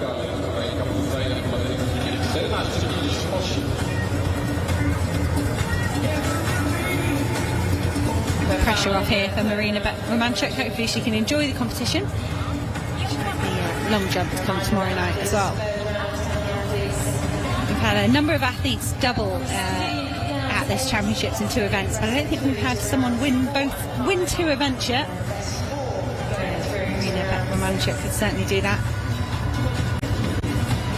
Well, Emil Mikkelsen, the Dane, no improvement for him as we now look at Martin Markovic in 5th place with 61.18. 6 men over 60 metres in this great quality competition. The red flag for Markovic. At the moment, he's guaranteed of 2 more throws. He'll go through as part of the top 8. He's the only man remaining. Is the man who's just set a championship record, Christian Che. Well, it was eventually given after some gremlins in the works at 69.29. So consistent in the high 60s. I think he might have walked out there. Oh, I hope he hasn't, because that was such a good throw. There is Gerd Kantner. There is his coach and the man who he's just taken the championship record from.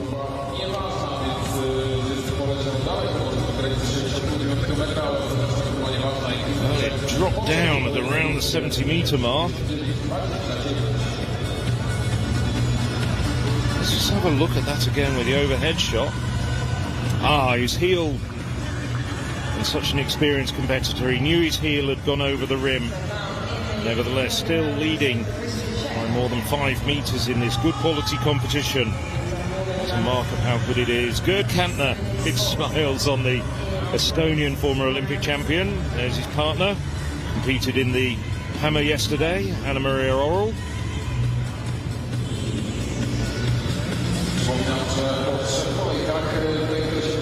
So Christian Che setting the first championship record of these European Athletics Team Championships. We've also had quite a spate of national records, both in the 3rd division and the 2nd division as well, over the course of the best part of 2 days of these European Athletics Team Championships.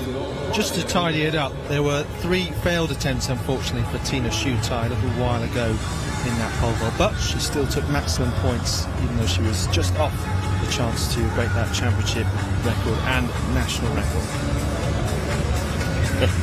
Yes, I'm afraid it was thumbs down for you, Mr. Demichev. There's the Bulgarian coach, still thinking about what went wrong.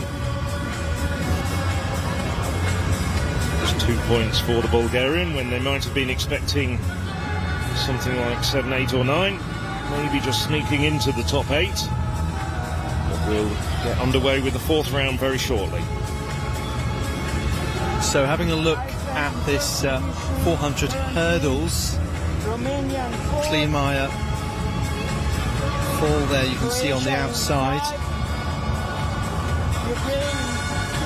That's a bit unfortunate, isn't it? Because there's apparently a protest relating to her disqualification. And the Estonian athlete, unfortunately, not able to finish because of that crash into that hurdle. Yes, that was the 8th hurdle. Worded there on the graphic as knocking down a hurdle in an illegal way. So I think she extended her hand and pushed over the hurdle. It's accepted that you are going to fall, but the reaction, I mean, that's what she had to do to save herself. It was the situation wasn't great. I think hitting it with your hand, unfortunately, especially if you're not impeded by anyone else, is just going to be a disqualification. The phrase that springs to mind is adding insult to injury, I think. Hopefully she isn't too battered. She did get up and finish the race, so there were some points on the line for Estonia, so perhaps they will launch that counter-appeal, just in case it can get them a few points. They were in 3rd place last time we checked the team standings. No, that was a while ago, apologies. It's been... no, they're close to the relegation zone. And here is something important going on for Estonia. So they might want those points back if they can get them. And it's time to have a look at the men's 400-metre hurdles. The B final up first. Friedrich of Luxembourg, a pair of 18-year-olds.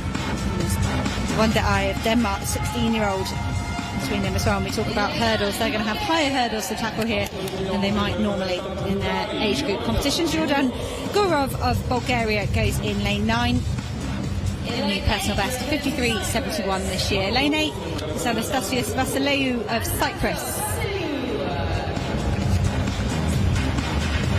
A couple of races in Cyprus, 2nd and 1 in Greece this season. This is Christian Eshimiu of Moldova, full-time national champion over the hurdles and the flat. Lane 6, certainly an athlete to watch in this race. Fastest. Ivar Jarsonen, 52.17, his best this season. 51.76 his lifetime best. This man's very fast as well. Alex Peltsmanis of Latvia, who's 18 years old. He's already gone to 52.141. Mateo Palov of Croatia, 3-time national champion and Balkan indoor winner as part of the 4x4 squad for Croatia. Youngest in the field, hasn't got a mark down for these higher hurdles. Hill von der Hey of Denmark with the decathlon in Bora, Sweden recently, so accomplished multi-eventer here just over 400 hurdles. And the final athlete in lane 2, David Friedrich of Luxembourg, new personal best 53.76. So young talent in 2, 3 and 5. Peltsmanis of Latvia very much belongs in this competition at this level with that time of 52.41. Ivar Jarsonen of Iceland might fancy his chances here.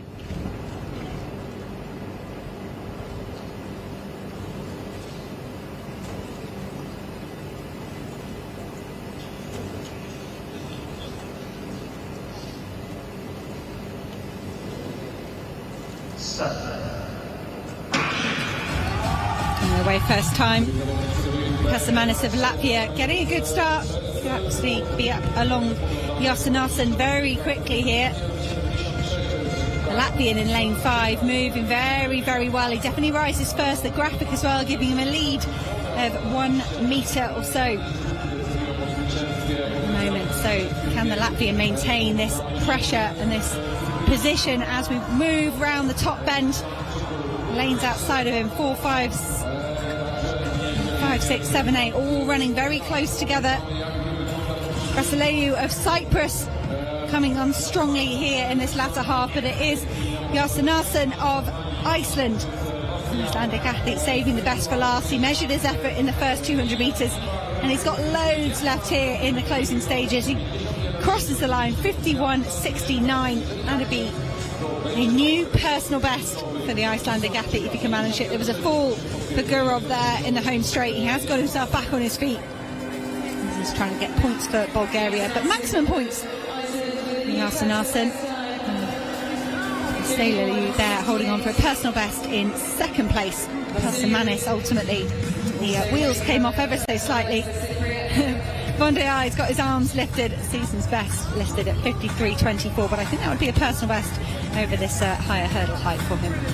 It's going to be really important for Iceland to try and go into the final part of the second division.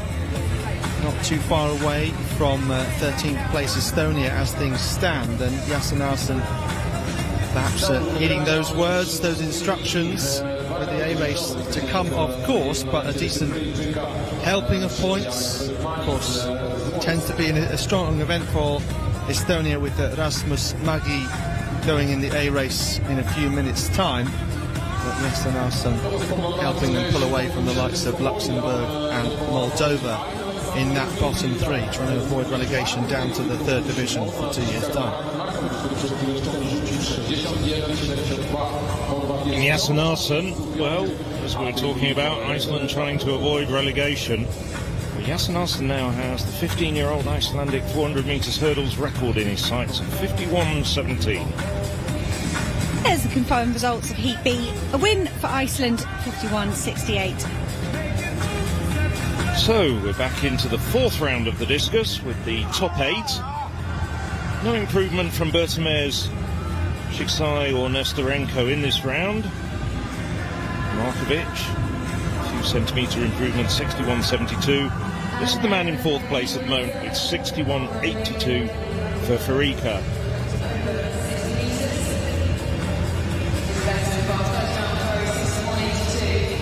Struggling to find his best form.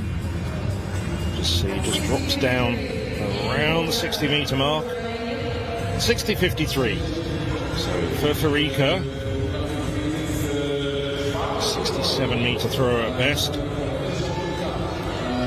Stays in 4th place at the moment. No improvement on his first round, 61.82. This is Gunnar Gudnason, 63.33 for the Icelandic athlete.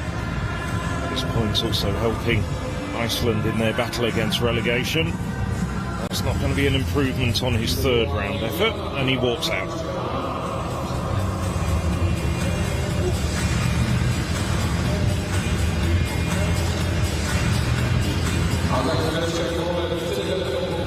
Six men over 60 metres in this very high calibre competition for a 2nd division match.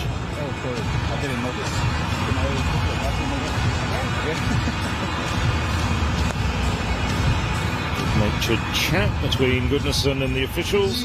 It's the man in 2nd place, the 2017 world champion, goes quickly into the circle. Andreas Gudzius. That's not quite as far as his previous round, 63.62, which moved him back up into 2nd place. It's got a slight advantage over Gudnason. Is this being measured? Oh no, maybe he did walk out in the end. Now the man set a championship record 2 throws ago with 69.29. Gerd Kantner. Well, Kantner, of course, one of the all-time greats, 3rd on the world list with 73.38. Oh, that is an absolutely massive throw from Christian Che. Oh, can't contain it, spins out. I do hope that is another gremlin that we had in the 2nd round. Well, I didn't see his heel go down. No, it is given as a foul. But that was a huge effort at around 71 metres. Back on the track now. It's the men's 400 metres hurdles A race. Time now for the 2nd heat of the men's 400 metre hurdles. Well, Rasmus Margi seeded into the outside lane 9 because he hasn't run a 400 metres hurdles yet. But the former European Championships medalist, and with a personal best of 47.82. He's been battling with injuries a little bit on his inside. Very good Hungarian, Arpad Banaszowski. Serbia's Nikola Kostic hasn't broken 50 seconds yet so far in his career, but still just 19 years of age and a very good 110 metre hurdler as well. Matej Balush, Slovak Republic. Recently set a personal best of 49.99. Matej Gusek, Slovenia. Well, Slovenia are having a few magic moments at the moment, thanks to Tina Sute and Christian Che. Vlad Dulcesko. Personal best just outside 51 seconds. And on the inside, Rostislav Polovic, Ukraine. We jumped over Rapolas Saulius of Lithuania in lane 3. So Gusek and Baluch in lanes 5 and 6 have broken 50 seconds this year. And on the outside in lane 9, Rasmus Margi, 2-time Olympic Games finalist, European Championships silver medalist back in 2014.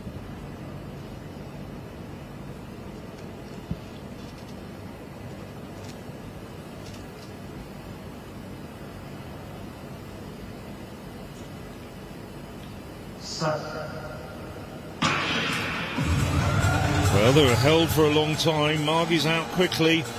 Also out quickly, Balush of Slovak Republic. Balush flying down the back straight, up on the shoulder of Kostic, the Serbian. And it's Baluch doing very well at the moment. Gusek of Slovenia on his inside, chasing Baluch. He's got them in his sights, but running blind on the outside in lane 9. It's Rasmus Margi. Margi now coming into the home straight. They're coming into hurdle 7. This is where his compatriot came to grief earlier, but no problems at all for Margi. Now Margi a good yard clear of the Slovenian Gusek. And it's Margi, taps that hurdle, but now he's pulling away. And this is a very good run indeed for Margi, a great return to form. 48.63 for Margi. Moves up to 5th on the European 2023 list with that race. He'll be very pleased with that. That's an excellent run from Margi, having come back after injury. Good team points, 16 points for Estonia. And good placings behind him as well for Gusek of Slovenia and Baluch of Slovakia. Gusek, I think, rewarded with a personal best. Let's just wait and see. Yeah, really strong for a 400 hurdles opener for this season. And he also won the second division last year. It's 2/10 faster this time around. That occasion it was Estonia's only victory of the European Athletics Team Championships, but it certainly helps take the pressure off as well. And you can see there inside the 48.70 that he needed for the World Championship qualifying time as well. So even though he flirted with danger, didn't he? You mentioned, Phil, right at the end there, tapping that hurdle fairly significantly, but still keeping up that momentum and keeping up that margin, as we see there the replay of Yasin Narsson, who won that B race as well. So those are our 2 winners in the men's 400 hurdles. And look at what it means there to Rasmus Margi. Well, what a terrific run there from the 2014 European Championship silver medalist. Just waiting for confirmation of the results. Slovenia, I think, pressing quite hard for that all-important 3rd place at the moment. Yes. Gusek of Slovenia does get indeed 2nd place, 49.48, and a personal best for Matej Baluch of Slovak Republic. There's the standings consolidated. Jasnason of Iceland, 6th overall. Good points for Iceland in this particular event. Good points as well coming inevitably in the discus. Now Slovenia are doing well over the course of the last half an hour. So too Iceland. 20 of the 37 events completed. Hungary 273, 33.5 points ahead of Ukraine. And then that battle royal for 3rd place, Slovenia, now just starting to edge in front of the likes of Croatia and Romania. So Slovenia having a good second day as well. But as we look at the lower end of the 2nd division, still 17 events still to be decided. Another 5 today and 12 tomorrow. Yeah, and after 20 events, Estonia is still showing as having no first places. So I think that results table we saw there doesn't yet take into account that victory for Margi. Yes, we seem to be one event behind, don't we? We saw that earlier.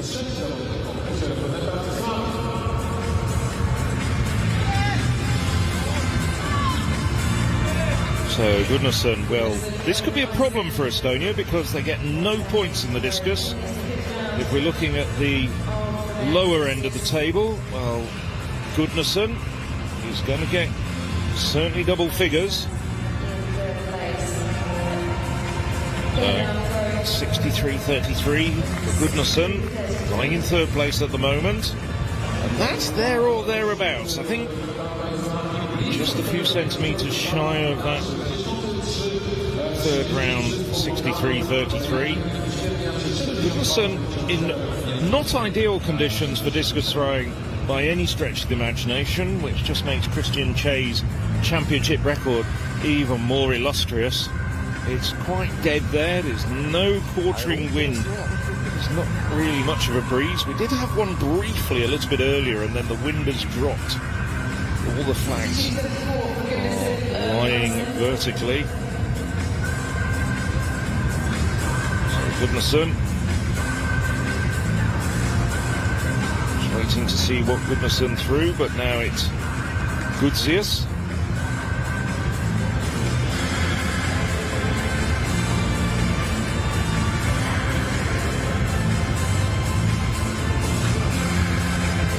Fifth round.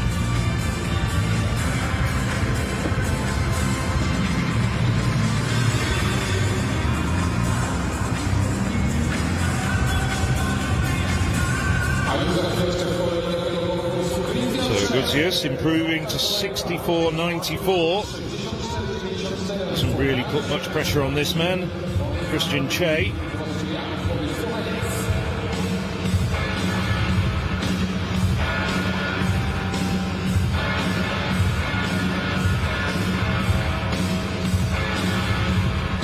Tse winding himself up, unleashing it, and a roar from Christian Tse. Emotion, and it is over the 70-metre mark without a doubt. Close to 71 metres, and it does get, this time, the white flag. Well, he's just putting together such a magnificent series at the moment. And you just have to think, if you're in one of those arenas where there's a little bit of help for the discus, how far this 2-kilogram implement would have flown with that sort of throw. He just gets absolutely the right angle of release and a smile of contentment on the face. Well, I thought it was over 70 metres, but it extends his championship record to 69.94. Well, there's a little bit of Estonia in Slovenia at the moment. Christian Tse does spend a lot of his time in Estonia as well, getting advice from Gerd Kantner. Still only 24 years of age. It was a real breakthrough competition in 2019, the European Under-23s. Had a background in farming before that. He won Slovenia's 4th ever gold medal at those particular championships in Gävle in Sweden. And he's just gone from strength to strength since then.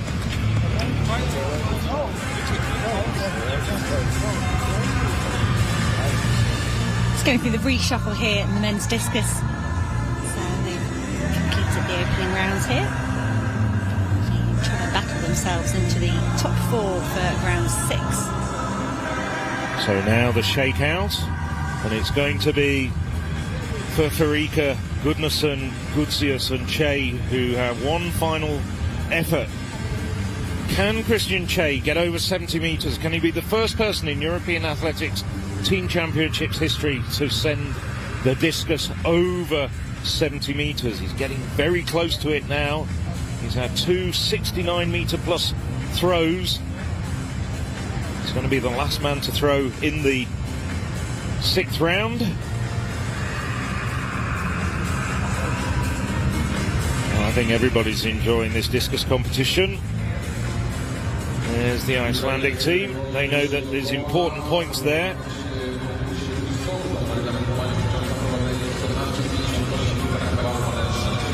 Oh, indeed. Just missed that a little bit earlier. Nestorenko just sneaking into 4th place.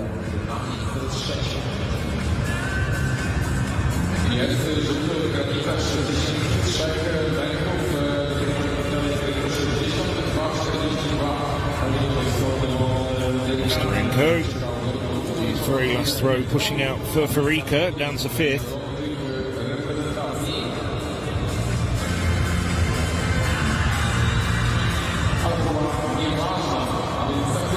So Nestorenko fouling his last effort.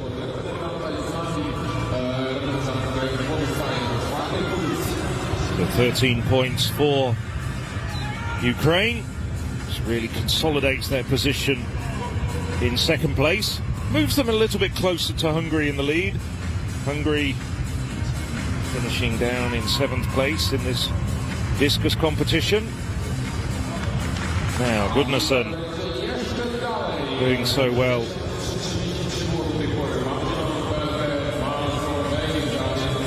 Great result for Gudnason. Iceland That one second place. But Gudnason's one of the best team performances for Iceland. Yeah, so taking into account that Maggie victory in the 4 hurdles, the gap goes to 18 points, and now you'll take into account, what is that, 14 points for Gudnason? Yes, and he finishes off with a flourish, 1 centimetre improvement, but no change in his position. So Gudnason does well.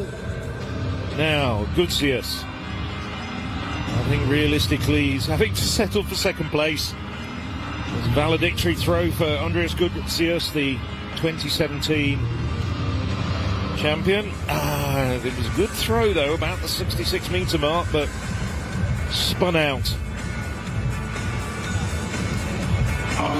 Yeah, couldn't contain his momentum there, but an excellent series from Gudzius.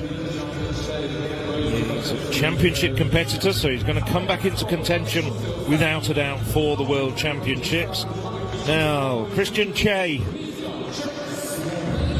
2 championship records in this competition. 69.29 in the second round, and then that huge effort, 69.94.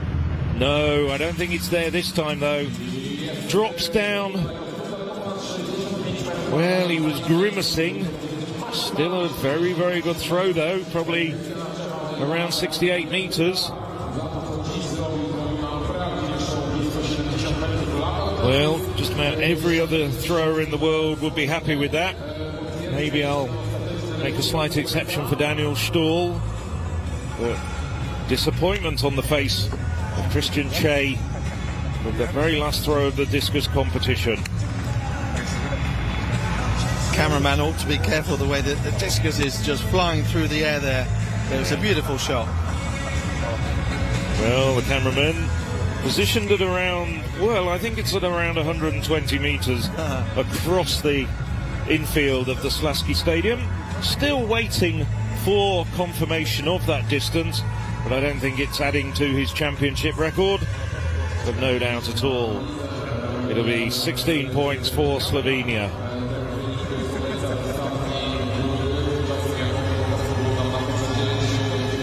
Laughs and jokes there.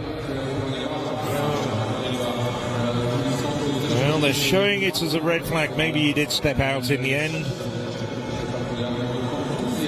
So, confirmation. The first championship record of these European Athletics Team Championships goes to Christian Che. And I have to say, unless Daniel Stahl can produce something impressive in the first division coming up on Saturday, it could be a gold medal for Christian Che as well, because medals are being awarded as this is part of the European Games. Across the 3 divisions, the 3 best performances get gold, silver and bronze. Confirmation of the results in that very good quality discus competition, but there's no one there to challenge. Christian Che winning by exactly 5 metres from Andreas Gudzius of Lithuania. First look for a while at the women's triple jump. We're into round 4. Athletes have been shuffled in to have their final few attempts. This is Bulgaria's Alexandra Necheva. She jumped her best effort, season's best, 13.67 in the third round. This will be good points for Bulgaria. This athlete all the way up into that top 8, getting another chance to jump. Necheva celebrating this 4th round effort here. Looked like she enjoyed it. It's not an improvement. 13.17. She stays in 3rd place though. That's so good. Perhaps outperforming her ranking. Marina Romanchuk still in the lead. Okay, so the relays, men's and women's 4x1s coming right up. So a chance to end the session on a high as far as those team point standings go. I think one of the main things that we'll see across these relays is there's been a lot of fresh legs brought in, not too many athletes that we've seen compete individually, which is quite interesting. Possible the weather plays a part of that, or just wanting to get the squad members a run out as well. Now, Cyprus were the 3rd league winners 2 years ago on home soil in Limassol, and it's 2 of those athletes who return, including Olivia Fotopouli, who was 2nd individually. Milutinovic, Ilic, Vareta and Ternanic, the Serbian quartet, also with high hopes here. Over to Slovakia with Vajgotova. She was one who competed individually. They'll be led off by Victoria Forster. Estonia with Ut, Suman, Verlin and Kivikas ready to go. One example of an individual athlete who does not compete is Patricia van der Weyken, the Luxembourg national record holder who won the competition. They start off with sprint hurdler Victoria Rausch, who we saw earlier in this session, and then Moldova from lane 3, with Iceland going right on the inside here.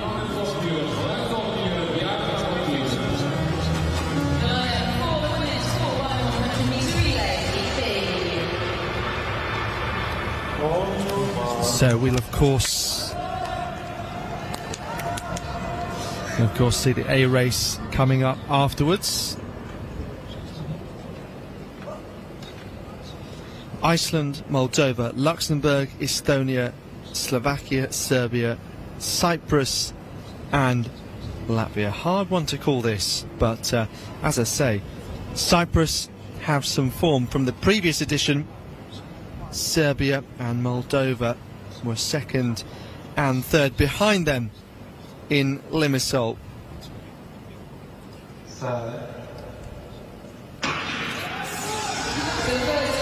So, those changeovers to look out for as well. Getting the baton round safely. You can see Iceland have made a good start on the inside. They'll have their national record holder to come. Bjarne Dottir on the final leg, the European Under-18 champion. Serbia also going nicely, having put Ilic their fastest on the second leg. And Cyprus finishing off fast, they'll hope, with Fotopoulou. So here we go into the home straight. Estonia might struggle to get the baton round, indeed they have. So Serbia coming through from Slovakia. Watch out for Fotopoulou here now. Olivia Fotopoulou, what a finish, ending up just behind the Serbian quartet. 44.56 on the clock for our winners. Serbia from Cyprus. A new national record as well coming up in a reversal of the top two from Limassol 2021. So much to unpick on those changeovers there. It looked okay through the first one, but Nevena Ilic to Katarina Vareta for Serbia, the second changeover. That was late. I'm going to have to need to see a replay before I get overexcited about that national record. And Latvia struggling as well on that second changeover. Ramonenko not managing to get the baton to Kochina before she got to the yellow tick. And Estonia, I think, playing by the rules, they went all the way back to do a baton changeover in the box. I'm not totally up to speed with relay changeovers, but they did absolutely everything they could there. This is the second changeover. You can see, for me, Serbia outside of the box. Ilic couldn't quite get there in time. You can see the hand is out and she's at full stretch. But that, for me, if we were zoomed out looking at those feet, and you can see the reaction from Ilic, I think that is outside the changeover zone. Estonia were in a very strong position going into the final leg here. You can see slamming on the brakes. They knew they'd gone over, and you can see the teammate, the third leg runner there, dragging Kivikas back over the line, saying, come on, I think this might work. Let's try and get some points at least. Always drama in the 4x1. And Fotopoulou and Cyprus look very good to me. It wasn't perfect, but I think they could end up with a win overall. But we'll see what the officials do. Luckily, it's not our job. We just get to look at the pictures. Yes, always important to bear in mind the relay that it's first, second and third across the line, but not necessarily an official result until it is confirmed by the officials. That'd be a real shame for Serbia to have a national record flash up like that. Yeah, so it's a record from 2000 as well. I do think that second changeover was just way too late. Could be a shame. So, waiting that full result to come up. You can see there on the photo finish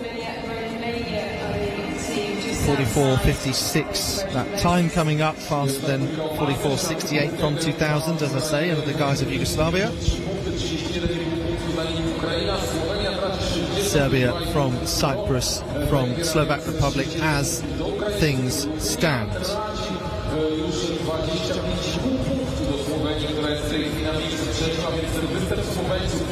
So it leaves us with the women's 4x1 race, and then the two men's races to come on the track. Meanwhile, in the field, the women's triple jump. Into round 4, this is down Anna Maria Ion. She got to 13.44 in round 4. That improved her standings enough to be in this top 8. See if she can go any further here in the 5th round.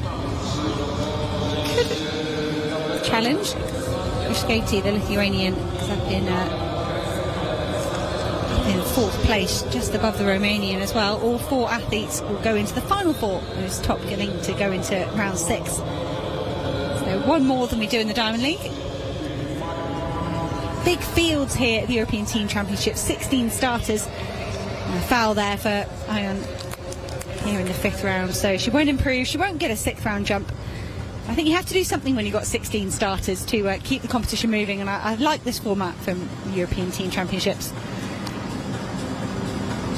Anna Krisheti of Lithuania up next. Just 13.53, 2000, then a 13.44. That looked very close to the board. There's a lot of speed into that. She couldn't quite handle the jump. Just fell down into the pit. It has been given the green flag, but there's almost too much speed, too much power. You can see she's not got time to complete the final section there of the triple jump. Coaching team living every step of it with her. I love watching spectators when they're engrossed in a jump, and they almost live every phase of it with the athlete. And the grimaces are all there. She will go on to round 6 and get another attempt, so she can gather her thoughts.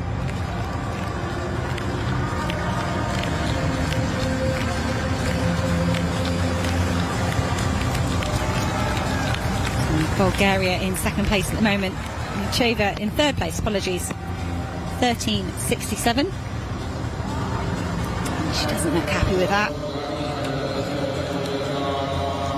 Cheva, frustration, that's why it's been given the red flag.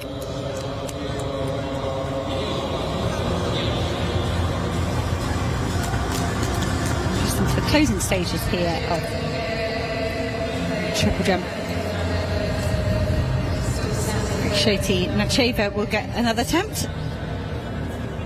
Went very nice down there, like it has been all day. Plus 0.1 for Nacheva and minus 0.1 for Krisheta, the Lithuanian before her. So perfect still conditions. So we'll still have Smane and Beck Romanchuk to go in the 5th round before we go to the final 4. Before that, we're going to have Heat A of the women's 4x1. For first race, go the way of Serbia for the moment. Lane 9 is Lithuania. So Skati will get these athletes off. Morris Skati, they're very proficient 400-metre runners, will go on the 2nd leg. Vishneti and Sabayate to complete the lineup. Current team leaders here in Division 2. Hungary go in lane 8.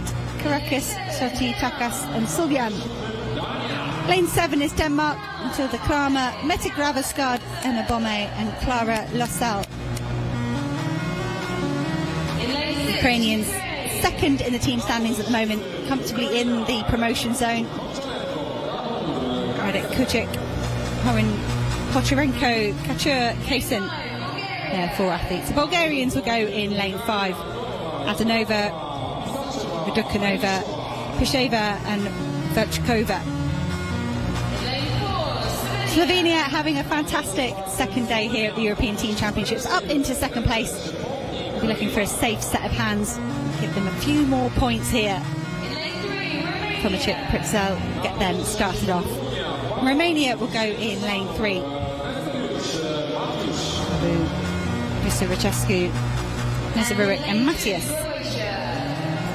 Completing the lineup in lane 2 is a quartet from Croatia. Kostic will be their lead-off runner. She'll go to Risek. Kriveld and then to Penisic. It's a national record across the line for Serbia. Great time they've put out as a marker for this field. For me, no event with quite such high jeopardy. Small margins of error. It can be a drop baton, you can be outside of the changeover zone.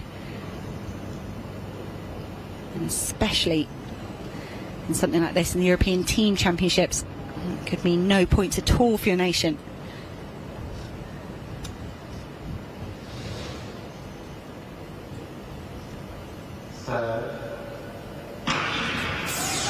And they're away, no problems here. Looks like a good start for Bulgaria. Andanova, the red bottoms there, but perhaps Denmark and Kramer as well. She hands over to hurdle specialist Mette Graveskard as they sprint away down the back straight. Karekas looked like she had a good first leg for Hungary. They've made up the stagger on Lithuania outside of them. Here goes Hungary again. That's a good change. Well, it was slightly late, but it was smooth. They kept their momentum. Screams from the women down here. Hungary in the lead at the moment. Takasta Suljan, can they manage it in the changeover zone? They can just.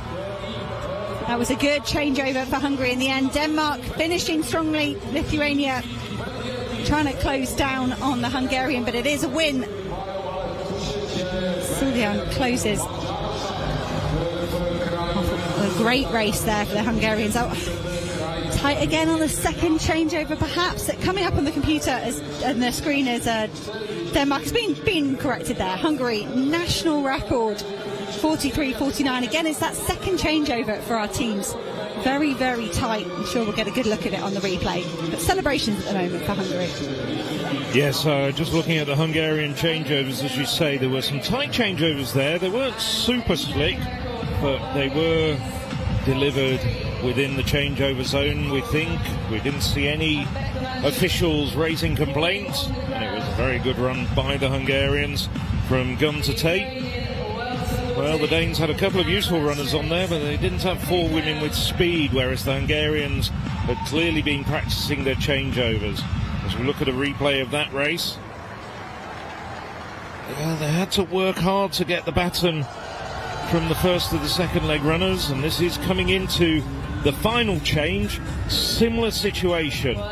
Excellent third leg there from Karekas. Well, Hungarian anchor leg runner almost came to a halt. Well, Ukraine not quite as slick as days of yore when they were European champions. That does the business at this stage. The Lithuanians challenging strongly around the outside.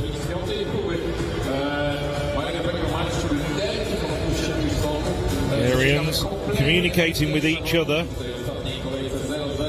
It got there. It wasn't necessarily pretty, but it did take them to a national record in the end. And the speed down the home straight of the Hungarian anchor leg runner took her away from the Lithuanians and the Danes on her inside and outside. Denmark coming through for second.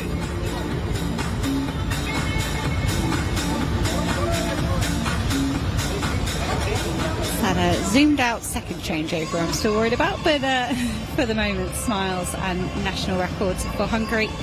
Here's the current result for Heat A. National record 43-49 for the team leaders. Second place for Denmark. We're going to have a look at the compiled results there as well. Lithuania third across the line in the second heat. And that situation stands for them, and that's the heartbreak down there. Disqualification for Serbia and Latvia. Well, if confirmed, it would be a big national record by over half a second. As we see here, I think that's not yet confirmed, but it is a huge hatful of points. It would be to help Hungary on their way to winning overall, but the amount of points that are available still tomorrow means Ukraine could certainly close, but look at that gap that's closed. Goodnessson helping get Iceland within 4 of Estonia. Final 4 in the women's triple jump. Krikšaitė of Lithuania, and that could be an improvement on her best jump so far. 13.53 from the opening round. Very frustrated. Oh, and it's a red flag. It's just flashed up before the screen change there. Shetty giving it absolutely everything. And it's, you can see the coaching team there perhaps knew it was a foul. Shetty, you feel like she's got something big in her this season. Good points here, coming in fourth place. Perhaps hope of something more. Third place for Bulgaria at the moment. Cheva trying to see if she can find a tiny bit more to get herself up into third. Into second. That's a good effort. I think it's going to be just short. Second place at Lasmane of Latvia at the moment, 13.86. It's already been a season's best for Milcheva.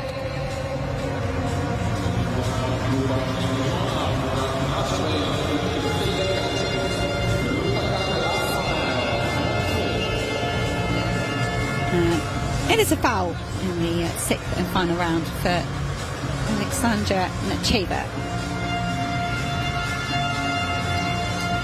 Here is the look at the disqualification for Serbia. It's the second changeover.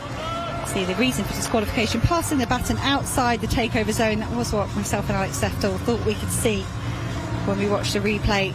Ilic, the youngster on the Serbian team, not able to quite get the baton to her teammate in time. I'm surprised to see, Alex, the Estonian team result. That did stand. Just a minute, we've got 2 jumps left in the triple jump. Lasmane 13.86 in the opening round. She was well behind the board here. It's not going to be an improvement, but a brilliant second place for Lasmane. Perhaps matching her ranking, if you like, coming into this competition. Another athlete that's exceeded 14 metres behind Marina Beck-Romanchuk. It's one thing to have that on paper, it's another to convert it to an actual position and points. And Lasmane managing that very well.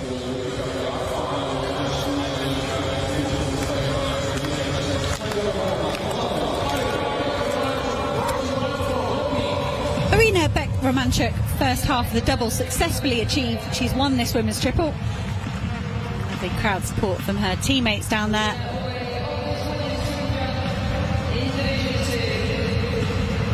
.14.75, her current season's best. Go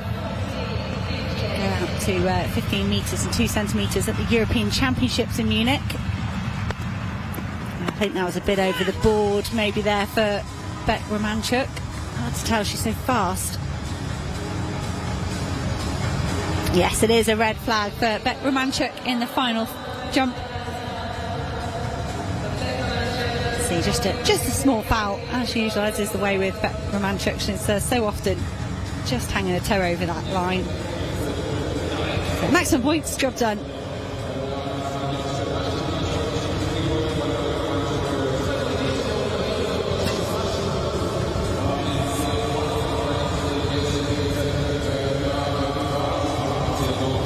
Ukraine failing to get the baton round in the women's 4x1. A huge points swing against them there, with Hungary doing very well. Yeah, and at the other end, we didn't have time to just mention it briefly, but it could mean 1 point, just 1 point for Estonia as a result, which, when you're not winning all the events, helps. It certainly does. It's really tight. Every point between Estonia and Iceland. Battle right round about the relegation zone. Iceland getting the better of Estonia there in the women's triple jump. And here we are with the team standings at the moment. We haven't quite factored in all the results we've seen on screen, but Hungary in a very healthy lead over Ukraine. Slovenia with a healthy gap really ahead of Romania. So our top 3, we have got a whole day of action left to go here in Division 2, but that gap is pretty tight between Estonia and Iceland, just 4 points. So every switch in the results there for those teams really matters. We were referencing Estonia with some unorthodox tactics, dragging the baton and the teammate back past the tick, handing it over, doing the final leg. It matters. There's fine margins here in Division 2. So now we come on to the penultimate event on the track, the first of 2 heats in the men's 4x100 metres. There you can see the 18s. So Iceland.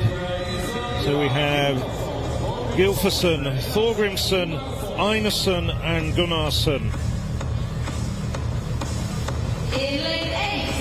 In lane 8, the Latvians, the lead-off man, Mikas Petterssons, and he'll hand over to Robert Zalaitis, Oskars Grava and Rikards Peders. No Jan Volko for Slovak Republic. Instead, it's Basic, Federic, Beladic and Nemec. In lane 6, Estonia. Well, the Estonians, perhaps on paper, taking the individuals together, the favourites, Sai, Sepp, Minkovsky and Nazarov. Recipients of Andreo, Dimitriadis, Bici and Avgostinos. Lane 4, Serbia. Serbia, well, let's hope they can avoid the fate that befell their women just a few minutes ago. Magistorov, Kijanovic, Kalius and the second Kijanovic. So we've got Bojan on the second leg and Alexis in the last leg. Luxembourg's quartet of Gorele, Bidian, Busong and Valig. And on the inside lane, in lane 2, it's the Moldovans of Satic, Vieru, Mitalu and Esayanu. Very evenly matched quartets, not much for them to go on this season. As I say, perhaps based on the individuals making up their quartets, I'd make the Estonians perhaps the slight favourites. But as we've seen, a lot depends on the baton changing. So from the inside, Moldova, Luxembourg, Serbia, Cyprus, Estonia, Slovak Republic, Latvia, and on the outside, Iceland.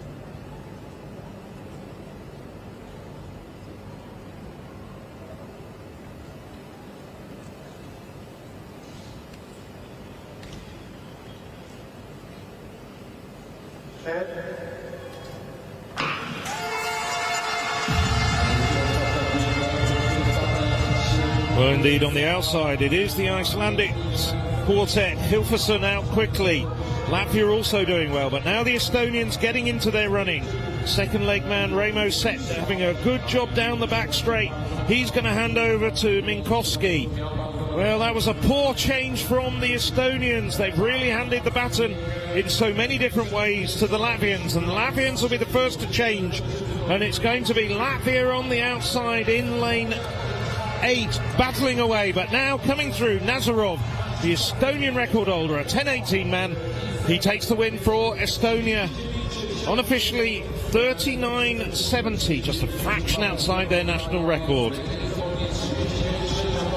So that was all down to the hard work of the anchor leg runner from Estonia, Karl-Erik Nazarov.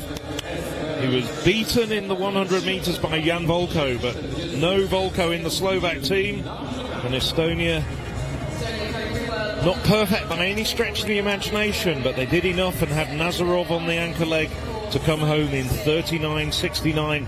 Latvia taking second place, 39.87. Serbia just inside 40 seconds, 39.99 for third. It's great to see the Estonian team rallying to try and stay in this second division. And Nazarov, he made a bit of a breakthrough at the 2021 European Athletics Indoor Championships as a great 60-metre runner and hurdler as well, and seemed to really play to the camera also and be a great character, just as he did here. But terrific performance as Estonia.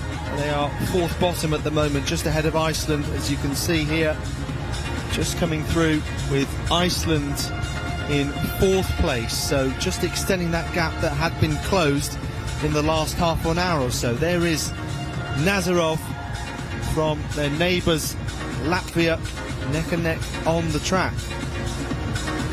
So on the big screen you can see the team standings after 24. That was a shaky second handover for the Estonians between Sepp and Minkovsky. Say between Minkovsky and Nazarov, the final changeover. But Nazarov, as Alex was saying, made a big breakthrough the 2021 European Indoors. Has carried that on, taken down the Estonian record to 10:18 this year.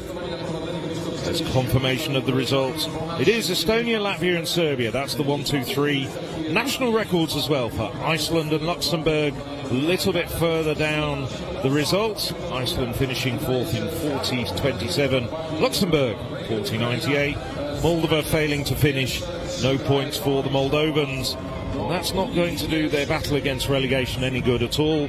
But the plaudits, with one race to come and the very last event in the second day of these European Athletics Championships, goes to Estonia after that first heat of the men's 4x100 metres.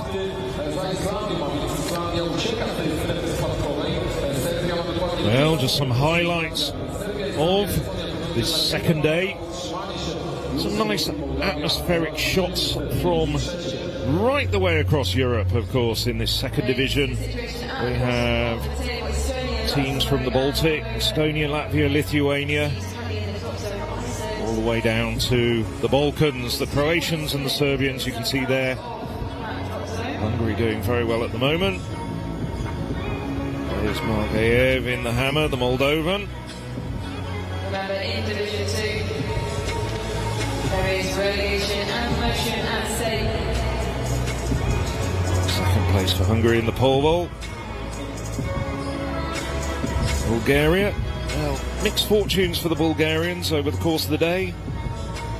There's Kroll, the winner of the 800 metres, and Trachovski, the Cypriot who took the 110 metres hurdles win. Hungarians did so well in the women's 4x100 metres. So as we build up to a climax of day 2 of these European Athletics Championships, we're just on our way towards the very last event of this second day in the second division. Yes, so interesting seedings from the fact that I make it that Latvia were actually the fourth fastest this year. I suspect it goes a little further back than just this season, as we often see in the relays. So Denmark have run the fastest time of the teams here, 39.24 in Geneva earlier this month, and Ukraine close to that, 39.48. Obviously that's not fully representative because the teams aren't exactly the same.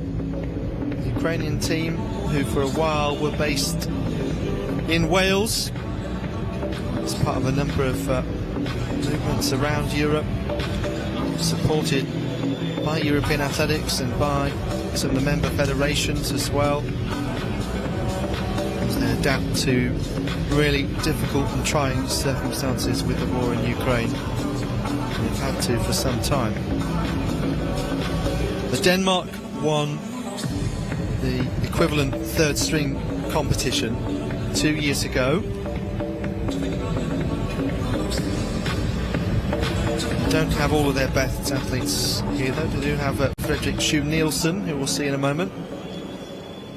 As a result, it remains a hard one to call. Time now for Heat A and the men's 4x100 metre relay. What's interesting though is that the way things have fallen, it looks like we do have 7 of the top 8 in the overall team standings among the 8 lanes here. Well, the confidence within the Hungarian team just seems to be infectious here. They go on the outside, and Slovenia, who have moved up into the top 3 within the last hour, and a big gap to Lithuania behind them now, which has opened up. And Ukraine and Bulgaria, who find themselves in 9th place overall in the team standings, coming in. Denmark with Larsen, Kamanga Durbak, Forup and Schou Nielsen. In lane 4, Romania. And they're inside the Romanians. Best of 39.18. Lane 3, Croatia. So 2 more teams on the inside. Croatia with Batistic, Kacic, Pedec and Kovacic. And in lane 2, Lithuania. And Lithuania, big cheer for them. They find themselves in 4th place overall, so a possibility of mounting a promotion challenge, which is quite impressive. I suppose they do have some strength right across the events, some good middle distance performances, but particularly in the throws. So Lithuania, Croatia, Romania, Denmark, Bulgaria, Ukraine, Slovenia and Hungary. The men's 4x100 metre relay A race.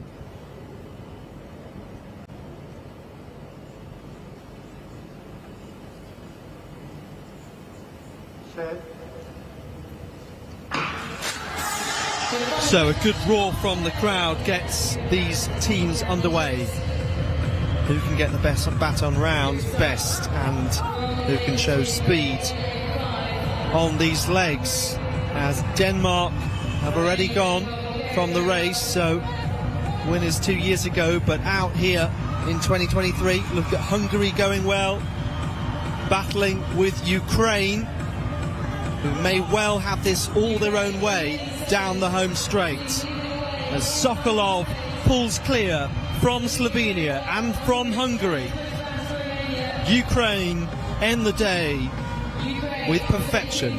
39.03 on the clock. That was really, really good off Ukraine. The final changeover was at full stretch, and that is what you want. You want your athletes to be able to maintain that speed and not use all of the changeover box so much as put themselves under pressure. But when you're able to keep going at full flight, and my heart was in my mouth thinking, please guys, get it. And they did. They had space to spare, but you could see that fantastic last changeover just propelled them down the track. On the other end of the spectrum, Denmark on the very first handover between Larsen and Kamanga Durbach, just if Kamanga Durbach went early and they dropped the baton. I think they did meet each other. You can see the baton bounce off down the track, so tough moments for that team. I'm sure they'll debrief. So good second for Slovenia, very strong closing leg for Karin Prepelic. And Shu over Hungary couldn't quite live with the pace of the Slovenian on the final leg, but it was a top 3 on the team standings, occupying the top 3 positions here in final A. Keep your eye on the Danish team here in the red and black strip. All goes very wrong for them straight away. Incoming runner does get to the outgoing runner, and it's just fumbled here and they end up dropping it. They had time to try again had he missed his hand. Kamanga Durbach and Larsen, just you can see, unfortunately, that just heartbreak moment there, the baton going down, frustration from Larsen. This is the second changeover here for me, certainly from the top 3 teams, all very tidy, all very nice. Keep your eye on this final changeover for Ukraine between Kovalenko and Sokolov. They are at full stretch here. Hand out for a while, that one out for a while. Trying to run when you can only use one of your arms and you're doing a changeover can really kill your momentum, but those two held it together very, very well. Now, they'll probably say it was planned that way and they've been practicing, but it was a good win for Ukraine. So 4 women's teams were either DQ'd or failed to finish, at least 2 men's, and that is quite important when you're battling for every single point. I was trying to tell whether the word hand was an international piece of language, but whether it was A or whatever, it was nice to see the slow-mos of the shouts as well. But as far as Denmark were concerned, other than that, as you said, they had time. The timing was generally good, so really, really frustrating as we see the results. Ukraine from Slovenia from Hungary, and then a tenth of a second back to Romanians.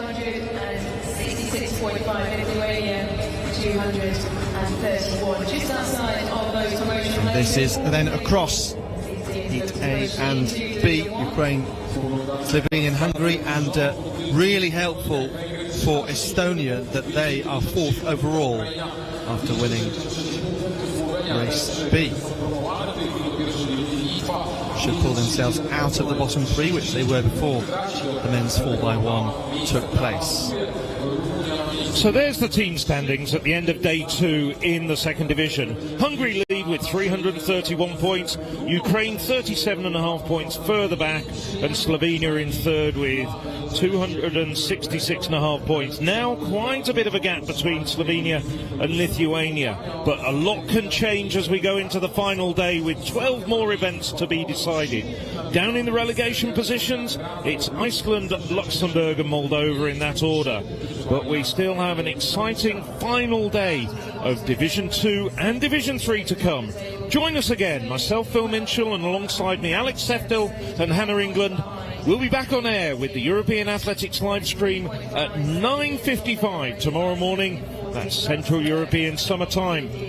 So for now, good night.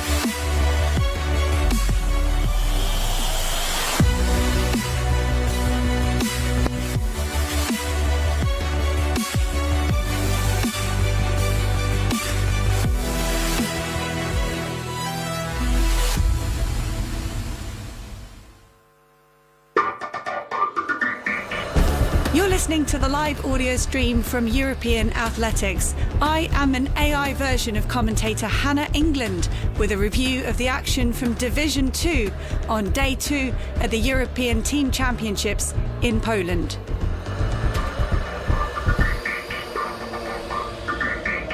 In the men's 110 metres hurdles B heat, it was a win for Bulgaria's Stanislav Stankov, while Milan Trajkovic got maximum points for Cyprus in the second heat, with Hungary's Zaylis getting more very solid points for his team. 22-year-old Croatian Marko Čeko got the points in the men's long jump. And it was a good performance from the talented Bulgarian teenager Božidar Saraboyukov in third. Sandwiched between the two youngsters, Marius Vadakis equalled his lifetime best with 7 meters 80 at the age of 33. We spoke to the winner, Marko Čeko, after his competition. Okay, Marko Čeko from Croatia, winner of the men's long jump with 7.86, your season best. Marko, just talk us through this competition. Yes, thank you. I'm very happy. The start is not so good, and I was thinking in my head what to do, and I was staying calm. And my coach is not here, and I was thinking about him. I want to make him happy. And then I get angry and jump 7.86, and I hope my coach is happy, and my family, of course. Top points for Croatia, and this is actually very, very helpful. So, Croatia is approaching that third position that would take you to the first division. What will it take for Croatian team to move up to the first division? What's the spirit like? Yes, just like in the football, we are warriors, and we never give up. And I think there is more tomorrow, because we have amazing short put Filip Mihaljevic, Sara Kolak, javelin throw, and many more. So maybe we can go to the top division, but we will see. But it's a surprise. We were in in hotel we were saying just stay in the second division. So with luck we can go up. Marco Cecco speaking to us after his long jump competition. An interesting element of these championships is the fact that, due to starting in lanes, the 800-metre races are split into 2 heats, with points awarded based on aggregate times, making Tactic A heats risky. But the women in the A heat left nothing to chance, with 3 athletes dipping under 2 minutes in a fast race. In the end, Natalia Kroll of Ukraine just got the better of Kerry and Gajanova, with Galvidite a slither behind in 4th. In 5th place, Claudia Bobotia stepped down in distance after winning the silver medal at the European Athletics Indoor Championships in Istanbul this winter, and was rewarded with a personal best. Ukraine are making some headway in the team competition.